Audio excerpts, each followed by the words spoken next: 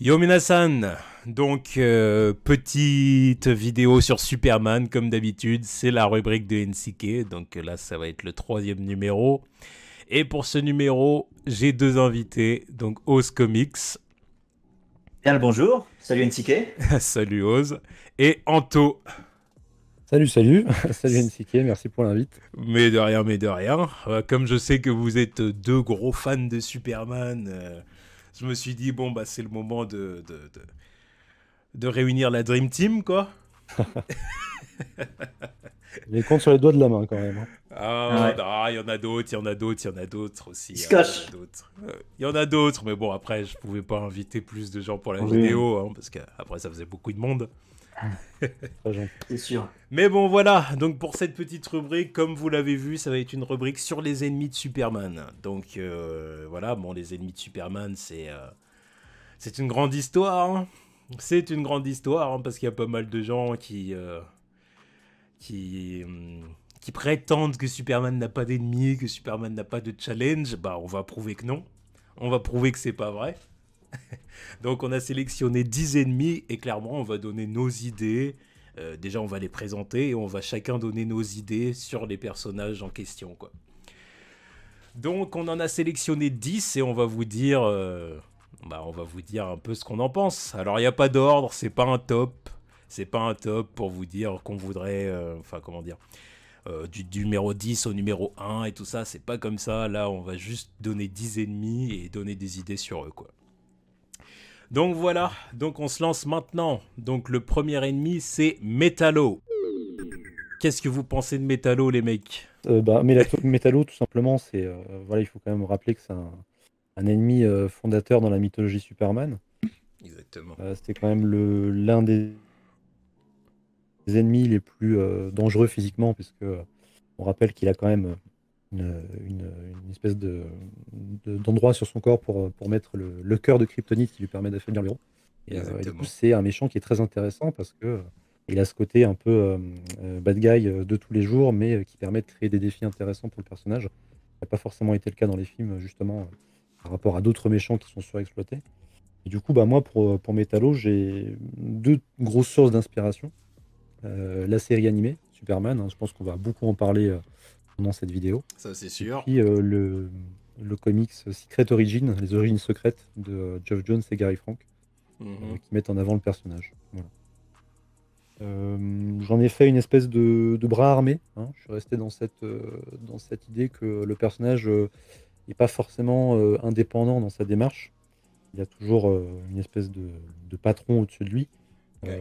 Alors après, bon, savoir qui est le patron, ça dépend de la ligne directrice de notre univers, mais j'avais évoqué des noms comme Lex Luthor ou Sam Lane, pour ne citer que. Mhm. Euh, Avec justement ce côté petit voyou sans envergure au début, qui est quand même un voyou à grande gueule, hein, un côté un peu leader né, qui ferait équipe avec d'autres personnages, d'autres méchants de la liste qu'on va évoquer après. J'ai l'idée un peu de voilà d'associer les destinées pour justement Ouais. prendre les méchants dans un ensemble. Et Mhm. au cours d'une bataille, entre guillemets, dans laquelle serait impliqué Superman, il serait défiguré ou en tout cas blessé très gravement au niveau physique. Et du coup, il serait intégré dans une espèce d'organisation qui réhabiliterait des prisonniers. En tout cas, c'est la forme que ça prendrait au public, mais dans les faits, ce serait surtout une espèce de couverture pour se servir de criminels de bas étage pour réaliser des expériences, quoi. Du coup, d'où justement interviennent Lex Luthor, Sam Lane et compagnie, l'armée, etc. Voilà, Ok. c'est un peu le cadre de Metallo tel que je l'imaginais. Ok, je vois. Je vois, je vois. Ok. Oz, qu'est-ce que tu penses de Metallo? Alors, moi, c'est un ennemi qui me fait clairement penser à un autre personnage de la pop culture qui est Terminator. Bien Forcément sûr. dans son physique, hein, Évidemment. pas forcément dans son histoire évidemment, mais voilà, dans Mhm. son physique, dans sa représentation. Et là, je viens de voir parce que je ne savais pas du tout, donc je viens de me renseigner. C'est un ennemi qui date de 1959, donc bien, Exactement. bien avant le film Terminator de 89, je crois. Exactement. Bien avant, donc qui a inspiré qui finalement? Et donc Métallo, ben, moi j'ai une idée d'adaptation somme toute très classique, comme disait, je pense que je partage les mêmes références qu'Anto, c'est-à-dire le Secret Origins de Geoff Jones 2009, Public Enemies aussi, l'animé, et puis également le comics qui sert de support à l'animé, c'est-à-dire, c'était écrit par Jeff Loeb, je crois, Ça, exactement. Exactement. Exactement. euh, dans lequel Metallo a un rôle mineur, mais on a droit à une vraie séquence de combat entre Superman et Metallo, où tu vois toute la puissance quand même du personnage. Et puis bah, évidemment, la série animée, que comme j'expliquais à NCK, que j'ai découvert sur le tard pour ma part, Ouais. mais dans laquelle Metallo a une belle exposition, je trouve, un beau développement aussi. Exactement. Exactement. Alors pour, C'est un très bon personnage. et moi, pour le coup, j'en ferai un soldat de l'armée américaine qui serait bah, un peu comme Anto, en fait, très grièvement blessé au cours d'un affrontement entre Superman et le Parasite. On reviendra sur le Parasite plus tard. Mais un gros affrontement incroyable entre Superman et le Parasite, avec toute l'armée américaine qui est envoyée sur le front. Et forcément, ben, les hélicos qui sont privés de leur énergie, enfin, qui s'écrasent au sol. Et à l'intérieur, John Corben, gravement blessé, récupéré par Star Labs pour participer à un projet qui s'appellerait Metalman, voilà une petite référence, et qui consisterait en fait ben, à créer comment dire, un super soldat pour l'armée américaine. Donc voilà l'idée que j'aurais Ok. pour Metallo, et puis pour justifier la présence de la kryptonite, alors là ça va chercher un petit peu plus loin. L'idée ce serait que la kryptonite ait été découverte dans le champ de maïs dans lequel a atterri le vaisseau de Kal-El D'accord. par l'armée américaine.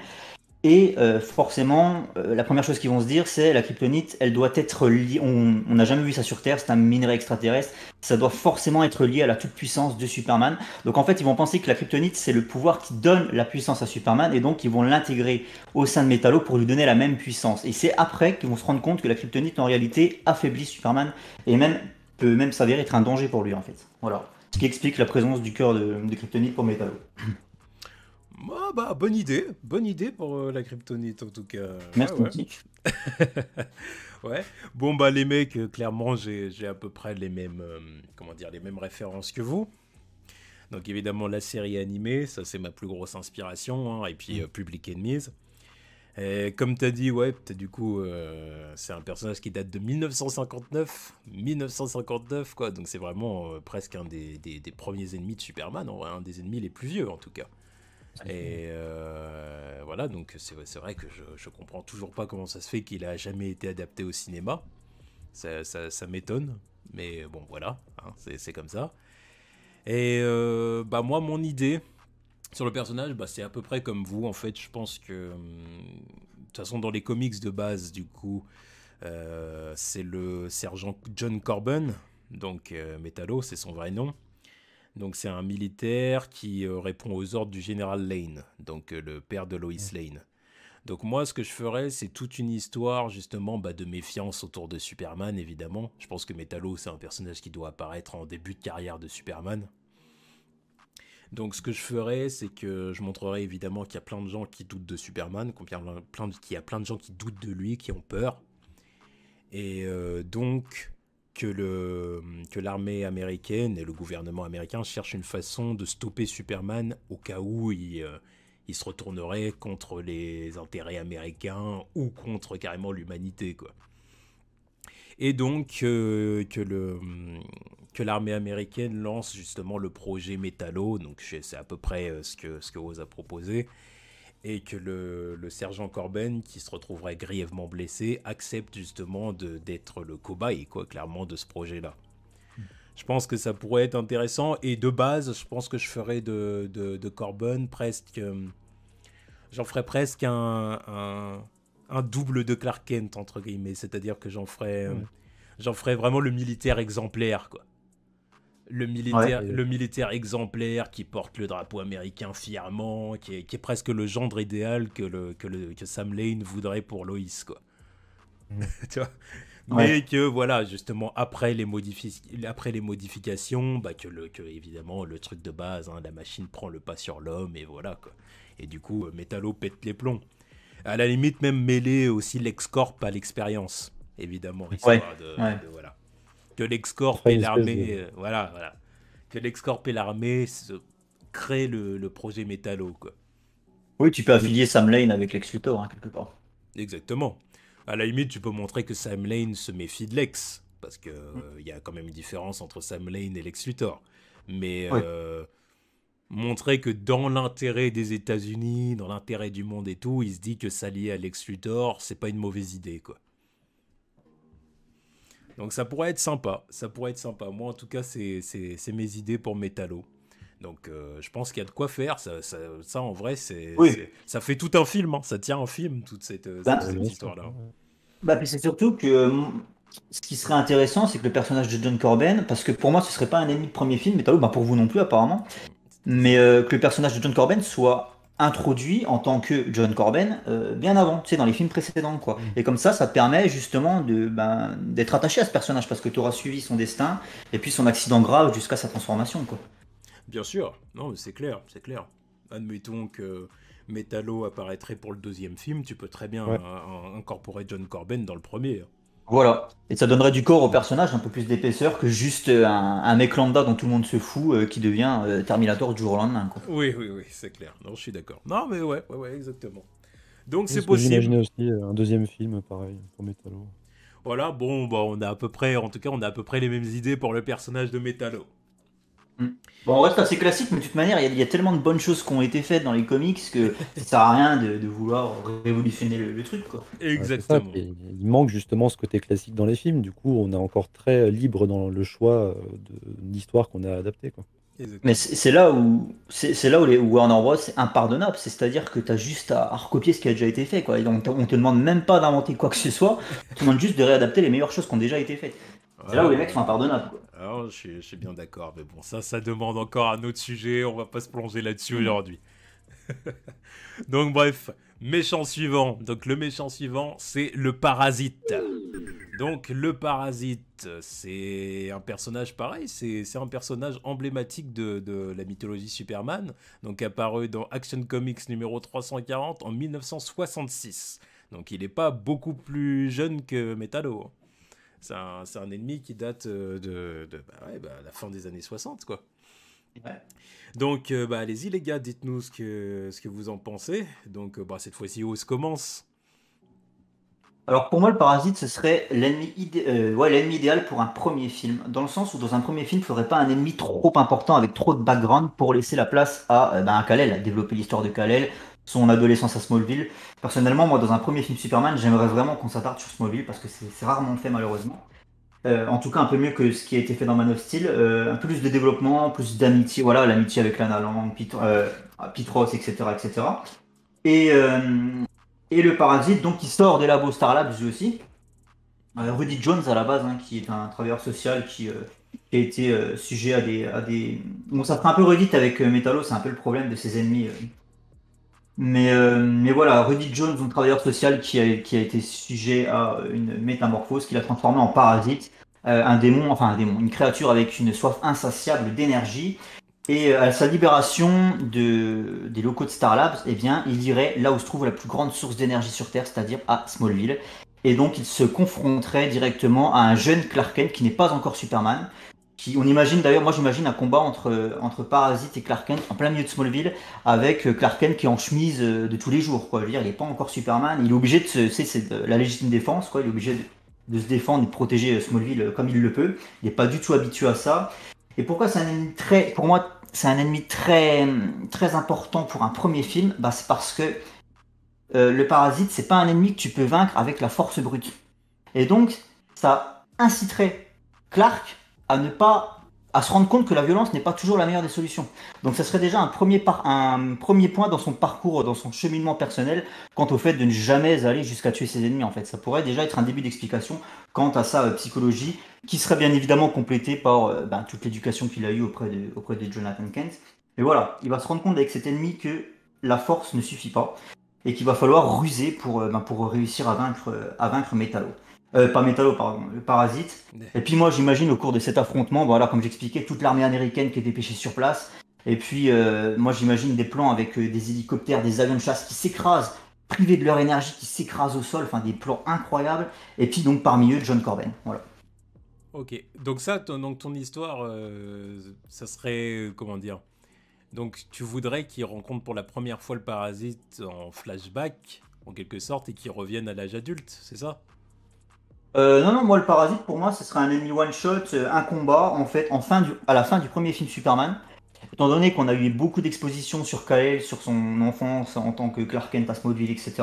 Eh bien, voilà un ennemi pas très important en soi en termes de background, mais qui serait là pour par contre un combat dantesque à la toute fin du film, et ce serait juste un combat one shot quoi, entre un jeune Clark Kent qui n'est pas encore Superman officiellement. Et puis donc le parasite. Et puis on pourrait expliquer aussi que Clark, au cours de cet affrontement, réussit à garder son identité secrète de par le fait que ben, les journalistes qui sont présents sur place n'ont plus accès à leurs moyens de filmer. Parce que le parasite prive toute l'alimentation qu'il y a autour, en fait. Donc, du coup, il n'y a pas de preuve que ben, c'est Clark Kent qui est dans le ciel en train de se taper contre le parasite, tu vois. D'accord. Non, d'accord, bah c'est une idée, c'est une idée. Anto? Bah, je suis assez similaire dans l'approche, hein. De toute façon, bon, c'est pas concerté, hein, c'est promis, mais je pense qu'on a plus ou moins le même rapport à ces personnages-là. Donc, en effet, pour éviter le côté doublon avec Metallo, moi j'en aurais fait justement à l'inverse de Corben, qui serait plutôt une grande gueule, un peu charismatique. J'aurais fait de Rudy Jones un mec un peu assez discret, pas très très bien dans sa peau. Alors, sans tomber dans des clichés extrêmes comme Max Dillon ou Barbara Minerva, hein, bien sûr, mais en tout cas dans les adaptations cinématographiques. Et Mhm. justement, j'en ferais un gars un peu discret, mais qui reste quand même, voilà, qui reste quand même sympathique, proche des gens, qui ose pas trop se mettre en avant. Du coup, j'en ferais une sorte, bah, un peu comme dans toujours Secret Origin, hein, une espèce d'employé de nettoyage en fait chez LexCorp, avec le côté justement proche des éléments qui vont l'amener à devenir le vilain qui est destiné à être. Et avec ce côté aussi premier film, pareil que Oz pour le coup, dans le sens où c'est le scandale et l'affaire Parasite qui inciterait Luthor à plancher sur le projet Métallo et plancher sur un moyen de mettre en place des méta-humains qui permettraient de tenir tête justement aux Kryptoniens, quoi. Et ce serait une espèce de prologue aussi un peu de film, premier film ou film zéro en quelque sorte, avec la première grosse menace méta-humaine pour Superman, quoi. Comme Mhm. disait Oz, pareil, hein, c'est un méchant qui est assez incontrôlable et du coup qui a on va dire des défauts qui sont liés à ce déchaînement de pouvoir qui fait que le gars n'a pas de cible précise, il n'a pas de plan machiavélique en tête, ce qui fait qu'il pose pas non plus un défi psychologique très fort pour un début de carrière à Superman, quoi. D'accord, d'accord. Bah écoute, pas mal. Moi, pour le coup, histoire de rendre Métallo, vraiment comme vous dites, c'est des personnages qui peuvent se ressembler sur certains aspects, Métallo et Parasite, dans le sens où c'est entre guillemets comment dire, des accidents, accidents scientifiques, entre guillemets, on peut les appeler Ouais. comme ça.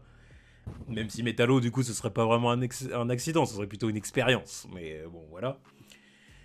Moi, pour les rendre différents, moi, je ferais du Parasite de base. Même avant d'avoir ses pouvoirs, je ferais de lui quelqu'un de mauvais. Moi, Ouais. j'en ferais vraiment quelqu'un de mauvais. Je ferais de lui presque quelqu'un de suprémaciste, quelqu'un comme ça, quoi. Je ferais une personne de ce type-là, qui, au moment où il obtient ses pouvoirs, là, pour le coup, pareil, mon inspiration principale, évidemment, c'est la série animée. Ouais. Hein, donc voilà, donc j'en ferais vraiment un personnage qui cherche évidemment à se nourrir d'un maximum d'êtres vivants, mais qui veut évidemment la cible principale au bout d'un moment serait Superman, évidemment. Et que du coup, en ayant les pouvoirs de Superman, parce que c'est quand même ça, par exemple, la base du personnage, et comme ça qu'il est utilisé dans la série animée, c'est qu'au moment où il absorbe les pouvoirs de Superman, bah évidemment, il les utilise pour lui, quoi. Donc j'en ferai un personnage vraiment qui cherche à utiliser ses pouvoirs pour étaler clairement ce que lui a envie de promouvoir pour la société, quoi. Genre, j'en ferai un personnage vraiment de ce type-là, et puis bah évidemment, du coup, le challenge, c'est qu'il faudrait que toute la population, que l'armée, même les organisations unies, tu vois, voilà, vraiment les États de la planète et tout, se retournent contre lui. Et que Superman, alors, parce que pareil, Parasite, ce serait plutôt un personnage en début de carrière de Superman. Ouais. Donc j'en ferais un, comment dire, je dirais que Superman est encore rejeté par pas mal de monde, mais que le moment où les gens voient ce que Parasite fait des pouvoirs de Superman, bah qu'à la limite, il y a plein de gens qui se rendent compte à quel point Superman est bon, en fait. avec Mhm. ses pouvoirs en temps Miroir. normal. Ouais. Parce que là où Clark utilise ses pouvoirs vraiment pour aider les gens et puis sauver le monde, quoi, le parasite les utilise pour clairement imposer une dictature, quoi. Parce que dire clairement, Ouais. je ferais presque, je sais pas, je serais presque tenté d'instaurer une métropolis qui soit presque assiégée par le parasite, quoi. Oui, Le royaume c'est du gros truc, dès le parasite. départ. Ah bah oui, en termes d'énergie, le mec, il est refait là-bas. Ouais. Forcément. Voilà, donc je pense que je ferais quelque chose dans ce type-là, quoi. J'en ferais vraiment un suprémaciste, clairement, un dictateur, et puis les gens devraient même s'allier à Superman, un Superman dépossédé de ses pouvoirs pendant une certaine partie du film, du coup. Et puis qui, évidemment, à la fin du film, les récupérerait, et puis réussirait au bout d'un moment à faire jeu égal avec le parasite, quoi. Ouais. Je pense que je ferais quelque chose dans ce genre-là. C'est Voilà, vrai mais qu'il a cet intérêt, le parasite, de pouvoir supprimer les pouvoirs du sup et ça peut donner lieu à des enjeux assez sympas, quoi. ah bah bien sûr, parce que c'est à ce moment-là, je pense que je ferai en sorte en fait que la population, l'armée, tout le monde se met derrière Superman, quoi. Ouais. Parce que dire pour vaincre vraiment le Ouais. dictateur solitaire parasite, quoi. Puis même ce que tu dis là, c'est intéressant parce que ça sous-entend, et puis là, là-dessus, on est tous les trois sur la même longueur d'onde, mais le héros qui perd ses pouvoirs et qui les regagne, c'est une thématique qui peut donner lieu à des images vraiment spectaculaires, quoi, avec une vraie iconisation de héros et puis un face-à-face final assez dantesque, je pense. Bien sûr, puis c'est utiliser le thème classique du le héros qui est un héros, comment dire, il n'est pas un héros grâce à ses pouvoirs, il est Ouais. un héros grâce à ce Ouais. qu'il est, quoi, grâce à ce qu'il a dans le Bien cœur, sûr. quoi. Voilà, donc Mhm. évidemment, on serait dans cette thématique-là complètement, quoi. Mm. Clark est un héros parce que il est né pour être un héros et il a été élevé par des gens exceptionnels. Voilà, point. Exactement. Donc voilà, donc je pense que ce serait, enfin en tout cas, c'est ce que je proposerais comme histoire pour le parasite. Ensuite, méchant suivant, on a Manchester Black. Ah. Manchester Black. Alors là, les gars, je sais que vous avez envie d'en parler. Donc Manchester Black, donc c'est un personnage qui est apparu pour la première fois dans le comics. Qu'est-ce qui est si drôle à propos de la vérité, de la justice et du modèle américain. Donc c'est la traduction française que je donne. Et donc c'est un comics qui date de 2001. Et puis il y a eu aussi évidemment la version animée qui était Superman contre l'élite. Donc voilà, vas-y Anto, tu peux commencer. Qu'est-ce que tu penses de Manchester Black? Quelles sont tes idées sur ce personnage? Manchester Black, enfin, toi tu es un petit peu au courant du coup parce que on a parlé en off avant la vidéo, mais c'est, je pense, le méchant de cette liste qui m'intéresse le plus, clairement. Mhm, Je pense que c'est un méchant qui a ce côté justement où il est encore très actuel, même s'il date de 2001, comme tu dis, ça fait maintenant 20 ans. mhm. Mais il a un propos et une philosophie de pensée qui peut donner du fil à retordre à Superman, mais surtout d'un point de vue, je dirais, philosophique, médiatique, éthique, finalement, sur les Idéologique. valeurs qu'il défend. Idéologique, voilà, exactement. Je m'inspirais évidemment énormément de Superman contre l'élite, qui pour moi reste une référence en termes d'aventure Superman. Vraiment une excellente histoire qui propose en plus un vilain assez différent de ce qu'on peut voir d'habitude. Et je le mélangerais avec certains traits de caractère d'Helmut Zemo, par exemple, dans Captain America Civil War. Et puis, alors là, me jetez pas la pierre, hein, laissez-moi finir, de Lex Luthor dans Batman versus Superman. Surtout pour le côté, j'ai essayé Bouh, de bouh. croire au héros. Ah, ça y est, je me fais eu. C'est amusant. C'est plus pour le côté, en fait, j'ai essayé de croire au héros. J'y ai cru pendant toute mon enfance. Un jour, admettons, mon père, ma mère ou même sa sœur, je crois qu'il y a une sœur de mémoire, Mhm. succombe, Ouais. perd la vie au cours d'un accident. Et le héros en question n'est pas là. Du coup, j'en veux désormais à ces héros de ne pas être à la hauteur des images qu'ils défendent. Et je fais tout pour monter une espèce de nouvelle génération de héros, parce que du coup, ce sera un méchant pour moi de fin de saga. Montrer une nouvelle génération de héros qui viendrait justement s'en prendre à ces figures héroïques, un peu construites dans le marbre, mais qui finalement sont très statiques, très stoïques, et qui n'osent pas vraiment aller au contact des gens. Et tout ça se passerait dans un futur très légèrement éloigné, hein, pas énormément, mais très légèrement éloigné des débuts qu'on vient d'évoquer, avec justement ce Manchester Black un peu leader de cette nouvelle façon de penser, qui inciterait justement Superman à sortir de sa retraite pour une raison du coup X ou Y, hein. Et du coup, je mêlerais quelques éléments scénaristiques de Kingdom Come avec cette histoire justement de l'élite, quoi. Et du coup, c'est un méchant pour moi qui serait vraiment dans cet état d'esprit un peu complexe, qui mélangerait très subtilement le cas de Syndrome, par exemple, dans Les Indestructibles, avec des histoires un peu à la Jupiter's Legacy de Mark Millar, où on voit justement ces héros qui sont... Anto, je vais plus rien avoir à dire là. Ah pardon, oui, je prends tout. Mais On va voilà, couper leur de c'est Kingdom vraiment le Come. méchant qui me fascine le plus, c'est pour ça. Allez-y, hein, je vous en prie. Ah non, non, mais franchement, c'est. Bah ouais, ok.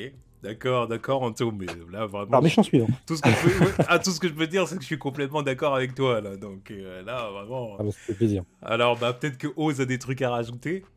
Ah non, moi aussi j'avais eu l'idée de coupler ça, de coupler l'intrigue de ce comics avec Kingdom Come, parce que finalement le message de fond c'est un peu le même quoi.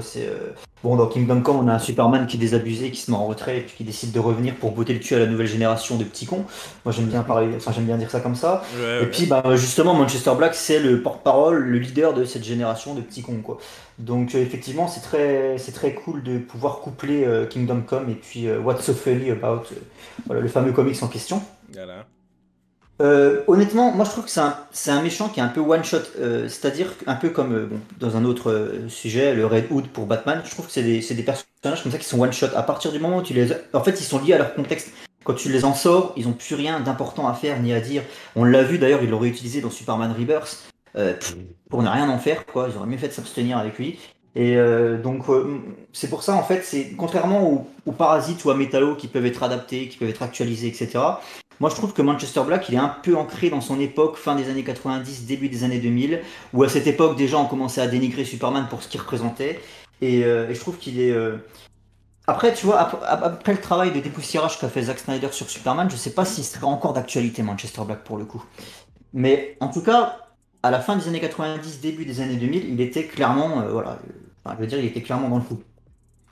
Donc je pense pas très novateur en fait dans une idée d'adaptation concernant le personnage de Manchester Black. Et je pense qu'Anto a déjà tout résumé ce que je pensais. Si moi je la finirais, mais ça on en parlera peut-être plus tard, je la finirais avec Leslie Willis. Mais ça, voilà, je garde ça pour plus tard.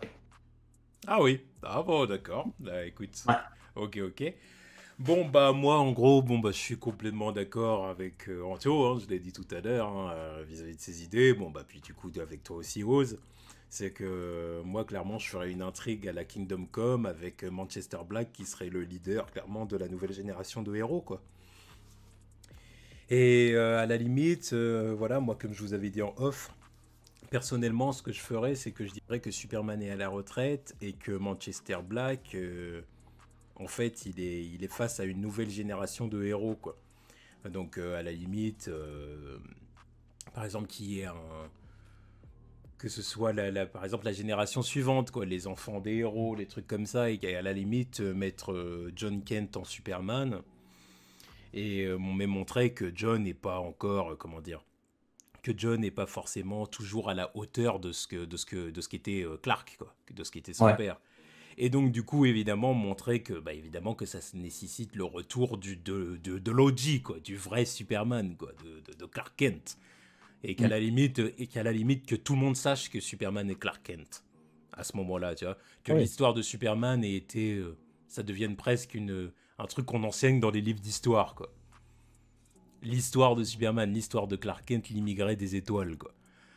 Et voilà, donc évidemment du coup que John Kent, parce que tout le monde sache que Clark et que Superman c'est John Kent, et qu'on demande le retour de Clark Kent, quoi, et que le moment où Clark revient avec les tempes grisonnantes et son costume iconique, et bah qu'il y a évidemment une confrontation entre Manchester Black et l'ancien Superman, avec Manchester Black qui dit on n'a pas besoin de toi, machin, tu reviens nous bassiner avec tes trucs de vieux héros, on n'a pas besoin de ça, et tout ça, et puis évidemment que tout le film soit basé là-dessus, quoi.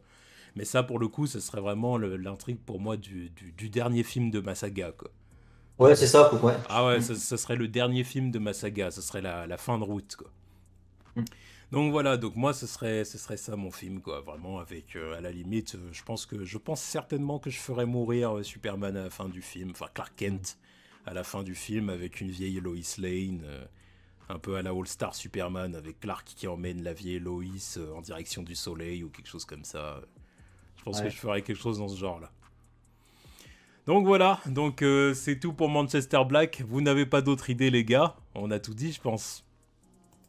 Oui. Voilà, on a Ouais. tout dit sur Manchester Surtout moi. Ah, Black. juste j'en parle maintenant parce qu'après, ce sera peut-être plus d'actualité vis-à-vis des autres méchants. Vas-y. Moi, en fait, ça serait plutôt l'inverse. Moi, on en avait parlé sur le Discord. Moi, en fait, je donnerais pas d'enfant à Clark. Pour le coup, je trouve ça intéressant d'explorer l'idée dans le sens où lui, il se dévoue corps et âme à l'humanité. Et en échange, l'humanité lui fait pas ce cadeau d'être génétiquement compatible avec une terrienne et de pouvoir avoir des enfants, en fait. Donc moi personnellement, je ferais un peu comme dans Kingdom Come. Il est désabusé de l'humanité justement en partie parce que l'humanité lui a un peu tourné le dos quelque part aussi. Voilà ce Ouais, que je non, peux mais dire. clairement, l'intrigue de l'humanité qui tourne le dos à Superman, ça peut être intéressant. Ça peut être une des raisons pour lesquelles il s'est mis en retrait, hein. C'est clair. Moi, je pense que je tablerai là-dessus, et puis aussi sur l'âge avancé de Loïs, qui fait qu'il veut passer du temps avec elle, à la protéger, Ouais, tout ça. Je pense que je couplerai les deux raisons pour expliquer son départ. Et puis, aussi, ouais, troisième raison, du coup, moi, j'introduirai John Kent en tant que fils de ouais. Superman. Parce que moi, c'est juste une C'est question... là où nos avis divergent. Oui, nos avis divergent, mais voilà. Moi, c'est juste une question d'humaniser le personnage, quoi. Mais Ouais, après, ouais, je comprends bien. bon, voilà, ça, c'est une différence, on va dire, mineure. Mm. Ensuite, ennemi suivant, Livewire. Donc, nom français, Electra. C'est ça, hein, Mm, c'est son nom C'est français. ça Exactement. même. C'est ça exactement. Donc, Livewire, donc c'est un ennemi, enfin une ennemie qui a été inventée clairement par la série animée, donc de 97. C'est ça. Donc, il y a pas mal de choses à dire sur elle. Pas mal de choses à dire sur elle. Enfin, c'est un personnage qui peut être intéressant. Donc, c'est à qui de commencer là? Anto, Oz, peu importe. Vas-y, Oz. Qu'est-ce que tu Alors, ouais, un penses de personnage. Leslie? Bah, écoute, c'est un personnage que je connaissais pas du tout parce que, comme j'expliquais, j'ai pas grandi avec la série animée et de ce fait, c'est un personnage qui est intrinsèquement lié à la série animée. Il y a deux épisodes qui la concernent, qui fait un peu office d'origin story et l'autre où elle est affiliée au Parasite, ce qui d'ailleurs peut être un bon couple en termes d'enjeux que ça va engendrer.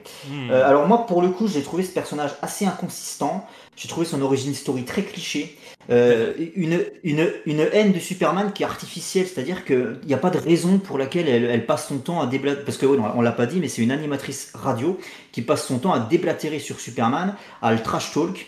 Voilà, et c'est pour ça qu'en fait, moi, je voulais la coupler avec Manchester Black, tu vois, ça pourrait faire un bon couple. Tu vois, on pourrait dire que c'est, je sais pas, l'amante de Manchester Black, ou en tout cas qu'elle soit affiliée à son groupe, parce que, voilà, elle trash talk sur le fait que Superman soit un ennemi dépassé, voilà, plus personne ne veut le voir, etc., etc. Et en ça, le fait de l'affilier à Manchester Black, ça pourrait donner un peu d'épaisseur à ce personnage que j'ai trouvé pour le coup très fade. Comme j'expliquais, voilà, une haine injustifiée, artificielle, un personnage que j'ai trouvé vraiment inconsistant, avec une origin story ultra, ultra cliché. La nana, elle se fait frapper par la foudre et hop, du jour au lendemain, elle a des pouvoirs électriques. C'est un peu, enfin ouais, tu vois, à la limite, Je le vois bien. faire ça au début des années 2000, à l'époque, pourquoi pas au cinéma, pourquoi pas. Mais là, en 2020, je pense que ce serait un petit peu has-been. Donc c'est pour ça, moi j'avais l'idée vraiment d'en faire presque la propagandiste de Manchester Black en fait. Je vois, je vois. Ah ouais, je vois Et l'idée. puis pas besoin d'expliquer ses pouvoirs, les méta-humaines, point barre quoi. Ok, d'accord, je vois le délire, je vois. Bah, Oh, disons que je trouve pas qu'elle ait suffisamment d'épaisseur pour justifier une intrigue à elle seule en fait. d'accord, d'accord. Ouais, mais je peux être assez d'accord avec toi, mais je vais y revenir. Antio, du coup? C'est pas bête ce que dit O, c'est-à-dire que moi, pareil, j'avais une intrigue où, en fait, je lui donnais une espèce de quête de rédemption. C'est-à-dire que moi aussi, inconsciemment, je pense, parce que de ce que j'en ai vu et de ce que j'en ai lu, c'est un personnage qui peut très vite, je pense, tomber comment dire, dans un monde de déjà vu. Du coup, j'essaierais d'en faire une pseudo-méchante, c'est-à-dire que le personnage aurait une espèce d'envie de dévoiler des vérités, hein, ce côté justement animatrice radio, DJ. Et compagnie. Mais du coup, moi, je renverserai la machine et j'en ferai une espèce de militante grosse boîte, quoi. C'est-à-dire, je l'opposerai par exemple à Intergang, enfin Intergang, à Morgan Edge, du coup, qui est la façade publique d'Intergang, mais ça on y reviendra après. Je l'opposerai aussi à Lex Luthor. Je l'opposerais à des espèces de grands personnages justement milliardaires qui iraient contre ses idéaux. Je ferais du coup une espèce d'activiste moderne qui Oh là là n'aurait pas là là. forcément après Superman, quoi. De quoi? En tout, on est vachement sur la même longueur d'onde. Ah, c'est le cas de le dire. Et c'est le cas de le Et c'est le dire. cas, c'est clair. Ah, c'est le cas de le dire, oui, en effet. Ah oui, non, parce que j'ai une idée à peu près similaire. À peu près Bah vas-y, similaire. vas-y, embraye là-dessus, hein. Ah, t'as fini du coup, ok. Bah après, moi, après, ce serait des détails. Ce serait par exemple le fait que, au lieu d'en faire une animatrice radio, j'en ferais une espèce de youtubeuse, justement, enfin, en tout cas, d'une créatrice de contenu nouvelle version. Ok. Ça irait dans ce qu'on. Ah, visiblement, tu as l'air aussi de penser du personnage. Et voilà, ce serait une espèce de débunkeuse, quoi. Elle est là pour révéler des grands scoops, des grands scandales cachés, etc. Et du coup, voilà, comme je disais, la quête de rédemption, ce qui fait que elle se lierait très vite à Superman, je pense. Elle l'affronterait pas longtemps. Ouais, que justement, qu'il y ait ce côté un peu affrontement cliché, ce qui la différencierait aussi des autres vilains, quoi. Ah, exactement. Ouais. Bah écoute, bah, moi personnellement, je suis à peu près sur la même longueur d'onde que toi. Alors en fait, moi, j'en ferai. Je pense que je la laisserai animatrice radio.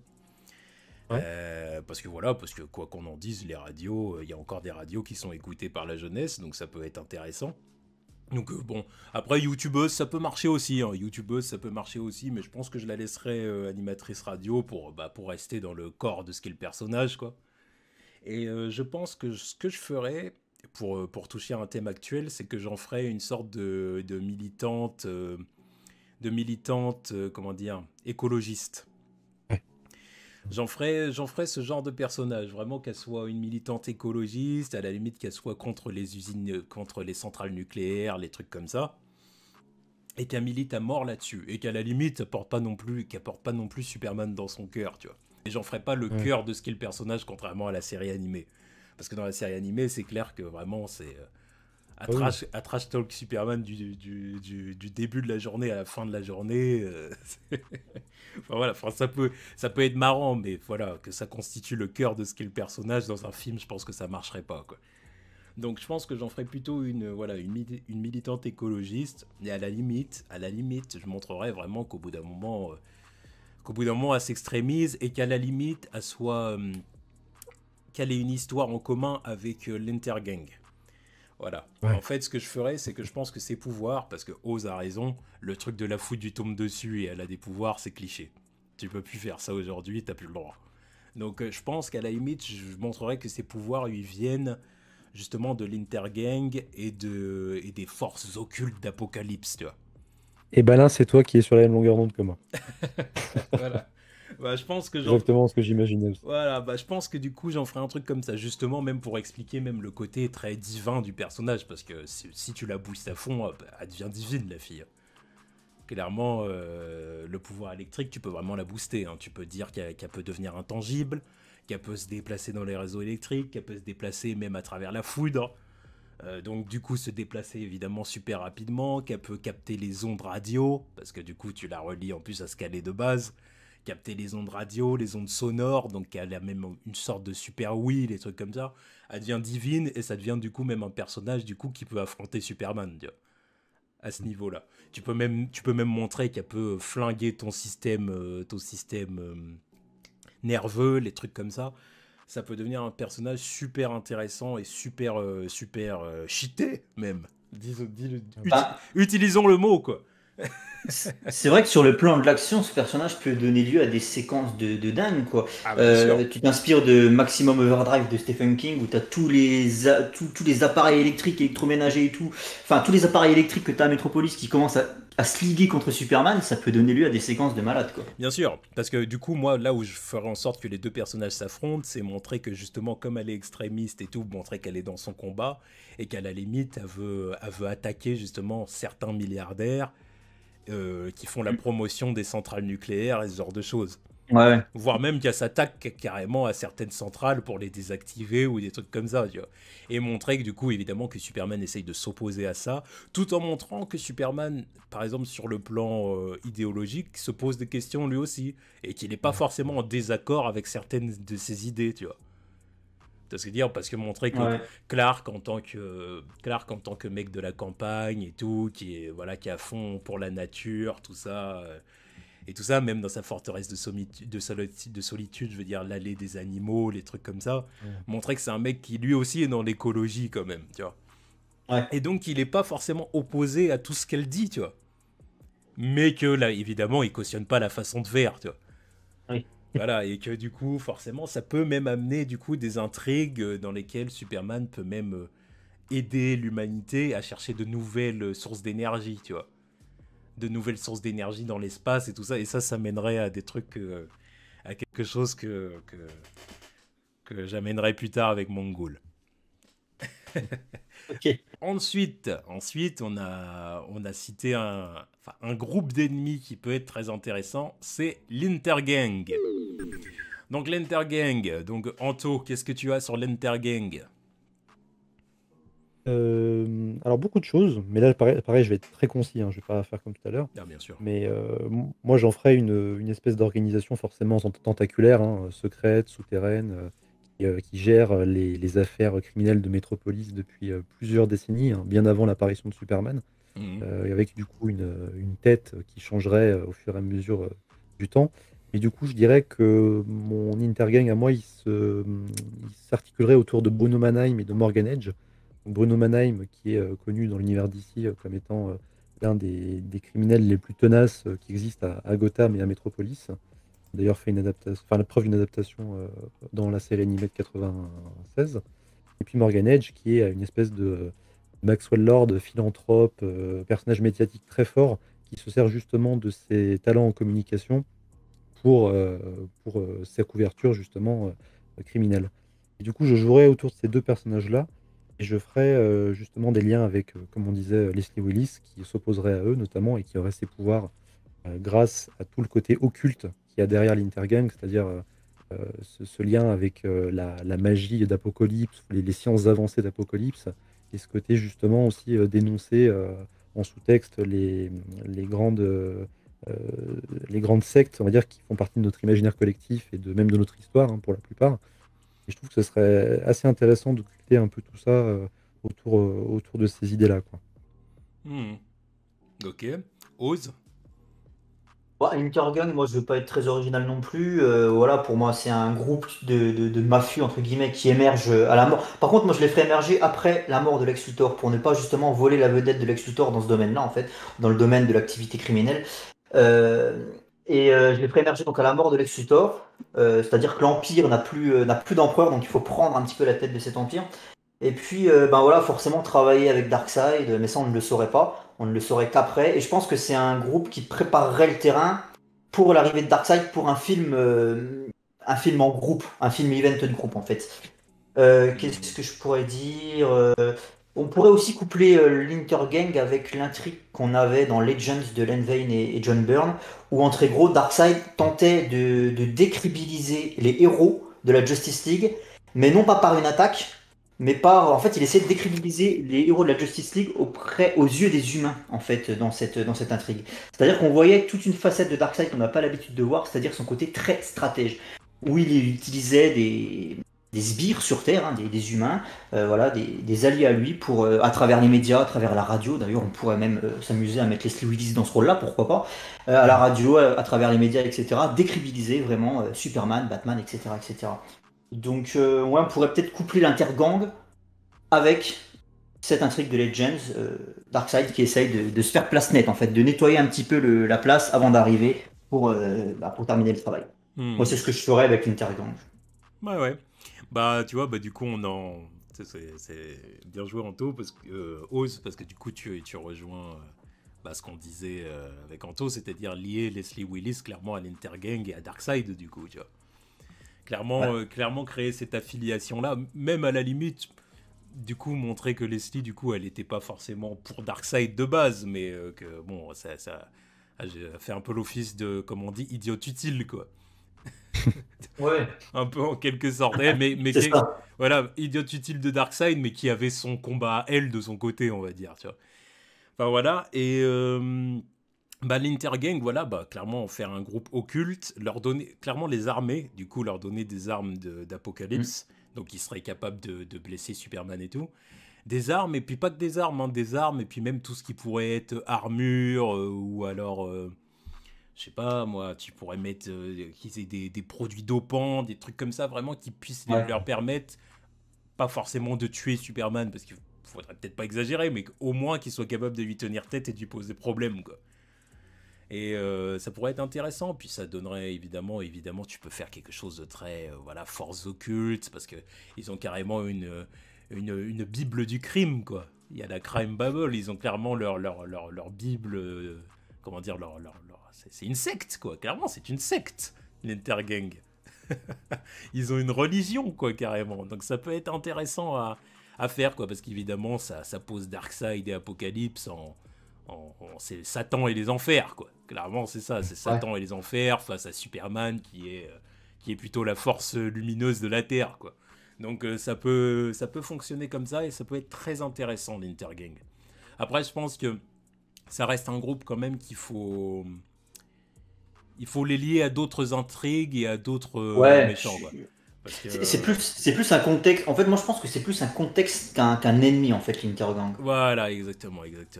C'est plus un contexte qu'un ennemi. C'est pour ça, en vrai, est-ce que ce serait pas une bonne idée de les mettre dans le même film, bah justement, comme on disait, que Leslie Willis, quoi. Ouais. Mm. Oui, Est-ce comme que ce... ça donne de. Ouais, ouais, c'est ça, pas mal. Exactement. En vrai, faudrait peut-être les foutre en sorte d'ennemis secondaires du film de Livewire, quoi. Hmm. Ouais, clairement. Donc, Pourquoi pas, Non, ouais. puis rappeler aussi le rôle très important pour avoir Lois Lane et Clark Kent, du coup, dans cette histoire d'enquêter justement sur ces personnages-là. Du coup, ça exactement. appuierait vraiment le côté journalistique et puis le rôle de Lois qui serait pas juste une femme en détresse, quoi. Bien sûr. Ouais, complètement d'accord. D'ailleurs, tu Complètement peux d'accord. opposer Lois Lane avec. Je sais plus si vous l'aviez déjà dit ça dans ce live.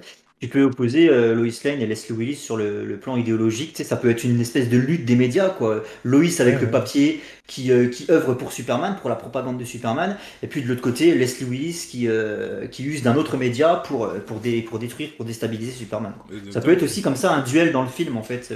Un peu sympa entre Lois Lane et Leslie Willis. Exactement. Exactement. Ouais, ouais, non, ça peut être intéressant. Ça peut être très, très intéressant, encore une fois. Encore une fois, c'est un film qui pourrait tenir, qui pourrait tenir. Qui pourrait tenir. Avec une Leslie Willis dopée, ça peut le faire. Non, bon, en tout cas, voilà. Intergang, ça peut être intéressant. Ensuite, ennemi suivant. On a Riot. Haha. Ma fan favorite. Ouais. Alors, bah, Riot, donc moi c'est un personnage dont j'ai parlé il y a un moment. Alors du coup, Riot, c'est un personnage qui a été inventé en 96. Donc ça fait pas si longtemps que ça, hein. C'est un ennemi entre guillemets récent par rapport à la mythologie Superman. Ouais. Et bah on a quelque chose à dire. Alors, c'est un ennemi qui est pas tant utilisé que ça. Donc du Non. coup, il n'y a pas énormément d'histoire sur le personnage, mais voilà, j'ai pensé que c'était le moment d'en parler. Donc Anto, as-tu des choses à dire? Puisque je sais que Oz, lui, n'a pas grand-chose à dire sur Riot. Oz ne se prononcera pas sur, Bah, disons, sur disons que Frédéric. Riot, moi, pour être honnête, le seul lien que j'ai avec Riot, c'était sur le jeu vidéo Superman Returns. Il C'est-à-dire que était tu dedans. l'affrontes. Ouais, tu Il est dans le l'affrontes sur jeu. le toit. Ouais, ouais, tu l'affrontes sur le toit d'un bâtiment. D'ailleurs, c'est une séquence qui m'a fait penser à Spider-Man Web of Shadows où tu affrontes aussi des civils liés aux symbiotes. Et en fait, voilà, t'es sur le toit d'un bâtiment, tu lui pètes la gueule, il se multiplie. Je sais plus, il y a une manière de le tuer pour pas qu'il se multiplie. Mais c'est le seul lien que j'ai avec Riot. Je ne le connais pas plus que ça, en fait. Donc c'est pour ça que j'ai pas d'inspiration pour ce perso. Page blanche. Ok. Donc Anto. Bah ouais, Riot, c'est compliqué pour moi aussi, je vais pas vous mentir, hein. Je le connaissais juste de visu, j'en avais jamais entendu parler. J'ai des comics sur lui, mais que j'ai pas encore lu pour l'instant. Rien que le nom, déjà, le gars s'appelle Frédéric von Frankenstein. C'est quand même juste incroyable, je veux dire, d'avoir des noms pareils. Bon, alors forcément, je moderniserais peut-être un peu le truc, tu vois, j'en Voilà, ferais un voilà, perso, évidemment, il faut l'adapter. voilà, l'adapter, faut lui donner un contexte plus intéressant. Il faut savoir qu'à la base, c'est un gars qui est devenu fou parce qu'il a été au contact d'une machine qui permet le clonage, hein, si j'ai bien compris, et que du coup, pour lui, l'effet secondaire, c'est qu'il est impossible de dormir, et du coup, il est constamment réveillé à cause de ses clones, et ça l'a rendu complètement taré, quoi. Et dès que Superman le frappe, eh ben, il se multiplie, et il ressemble du coup un peu à Multiplex, un autre ennemi de DC, un ennemi de Firestorm, qui pareil a un côté clonage. Du coup, moi, j'en ferais un gars qui serait très lié à Star Labs, mais j'insiste vraiment sur Star Labs pour le coup. Ça permettrait de découvrir un peu Emile Hamilton et compagnie, la clique de scientifiques qui viennent aider Superman. On ferait une sorte d'associé justement de John Corben pour le coup. Donc là, je reviens à ce que je disais au tout début, c'est-à-dire que ce serait un peu le pote, voilà, le pote de cellule de Corben. Et du coup, lui, en voyant que son pote a été arrêté après l'affaire Metallo, eh ben, il déciderait de forcer Emile Hamilton à lui construire une combinaison qui lui permette de lui donner des pouvoirs. Et du coup, ce serait cette espèce de combinaison-là. Et je couplerais ça avec le fait que Frédéric, du coup, dans son enfance, était un gamin qui était toujours critiqué parce qu'il était jamais capable de gérer plusieurs trucs en même temps. Donc, avec le sous-texte, justement, voilà, de la multitâche, qui reviendrait, du coup, ici pour son rôle de super vilain.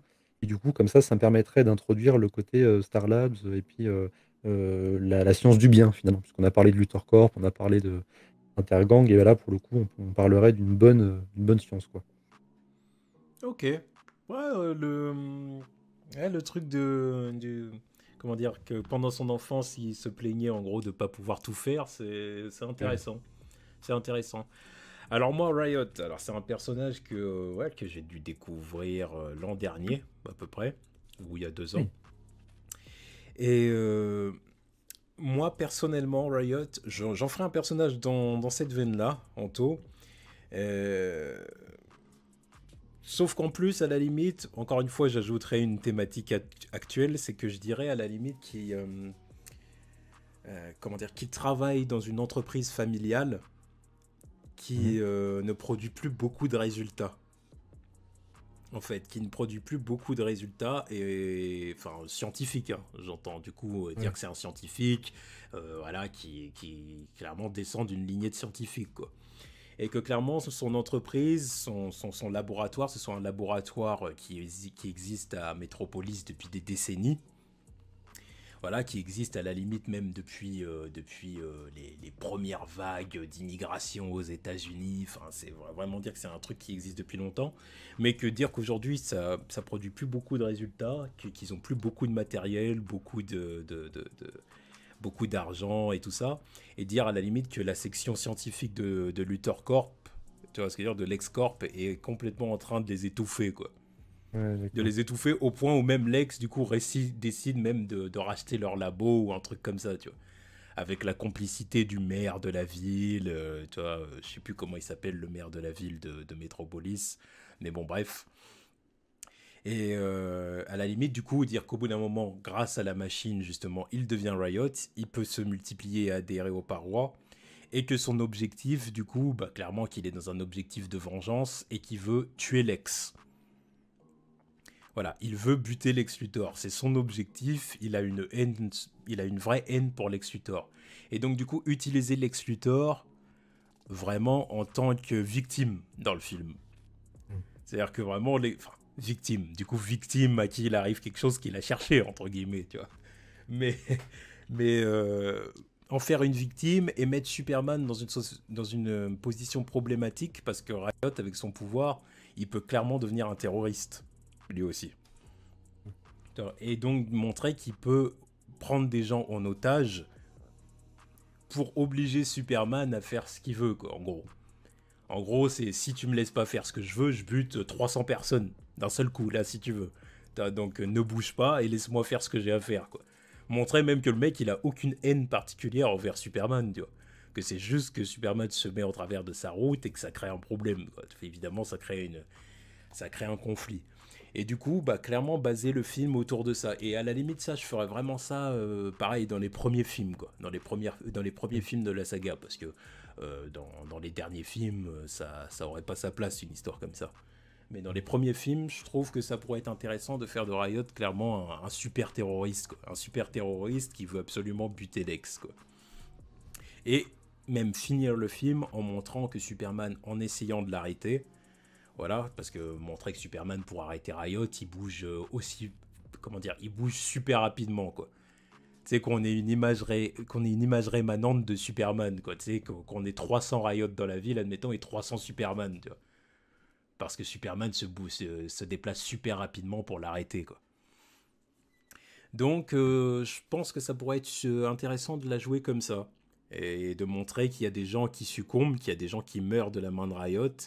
Et donc, que Superman doit participer à la marche blanche et s'excuser auprès des familles des victimes en disant que que pour lui, c'était la meilleure des solutions, quoi. Que c'est pas forcément la bonne solution parce qu'il n'y avait pas de bonne solution, mais que c'était la meilleure des solutions parce qu'il pouvait pas laisser Riot tuer Lex, mais euh, il pouvait pas non plus sacrifier les gens, quoi. Donc il a milité, en gros il a pris la décision d'entre deux et puis voilà, quoi. Ça pourrait être assez intéressant de finir le film comme ça sur une marche blanche dans laquelle Superman en gros s'excuse auprès des familles des victimes, quoi. Et du coup, Riot en ferait un personnage du coup one shot.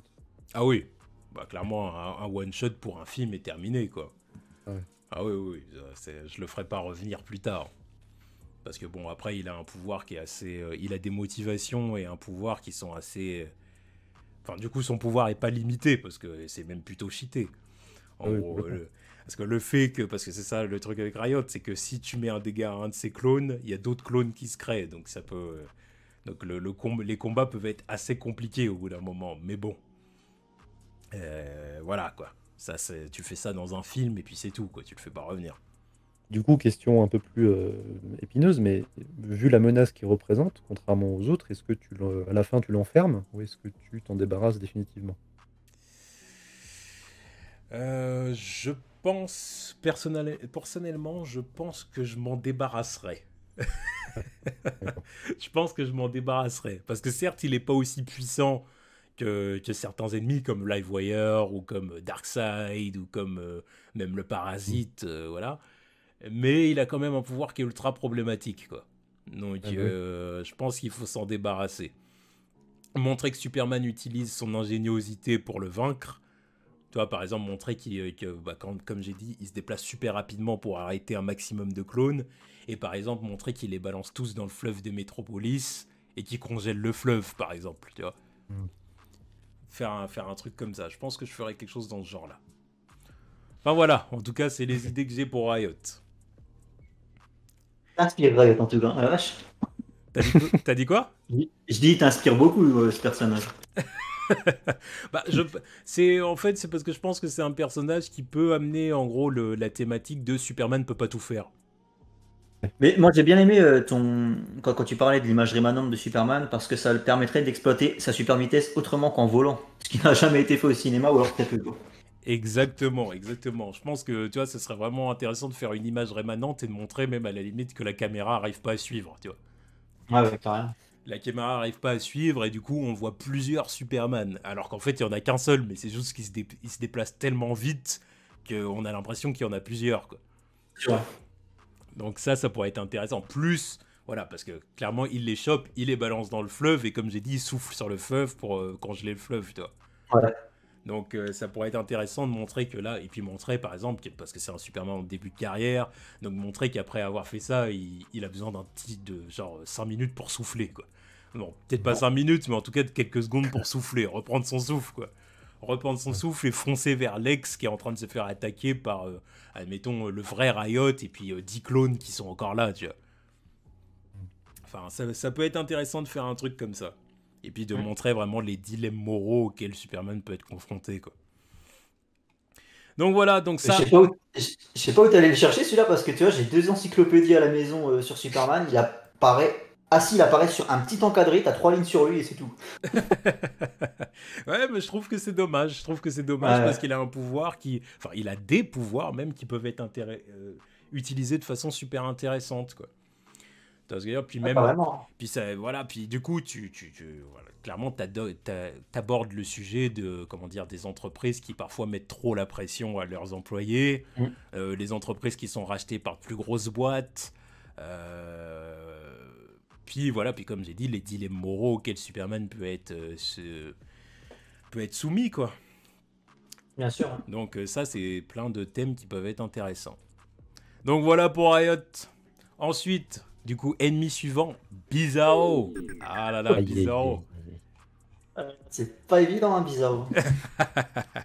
Bizarro, donc c'est un personnage pareil qui est très ancien.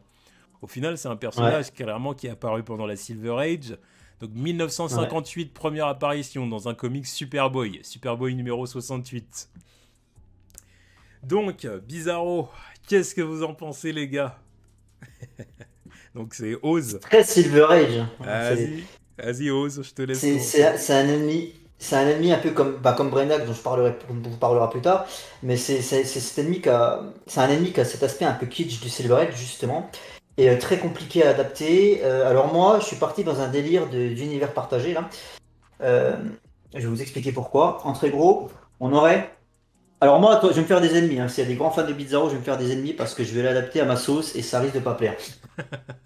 Histoire d'essayer de contrecarrer un petit peu l'adaptation, enfin l'origine story classique de Bizarro, c'est-à-dire un clone imparfait, un clone raté de Superman créé par Lex, parce que je trouve que c'est très redondant ça, cette histoire de faire des clones de ratés, enfin c'est toujours qui sortent de Star Labs ou des laboratoires de LexCorp, c'est très redondant, donc j'essayais de faire quelque chose d'autre. Donc on irait pour le coup à Central City, on aurait une grosse tempête sans précédent qui s'abat sur Central City, créée par le Wizard, c'est Wizard Master, je crois, Wizard, Wizard enfin Wizard. le, With a Wizard. voilà, pardon, le mythomage. Et donc forcément, Superman voit ça, donc il s'inquiète, donc il se rend au-dessus de Central City pour voir ce qui se passe. Et là, il voit un petit bonhomme rouge qui se déplace super vite, bien évidemment Barry Allen, qui est en proie avec les Lascar, composé donc de Captain Cold, du Mirror Master, du Météomage, etc., etc. Et au cours de ça, donc Superman déciderait d'aller filer un coup de main à Barry. Ils ne se connaissent pas, hein, ce serait leur rencontre, ce serait les tout débuts de Barry Allen pour le coup en tant que Flash. Donc on est vraiment sur une rencontre, la première fois qu'ils rentrent en contact les deux.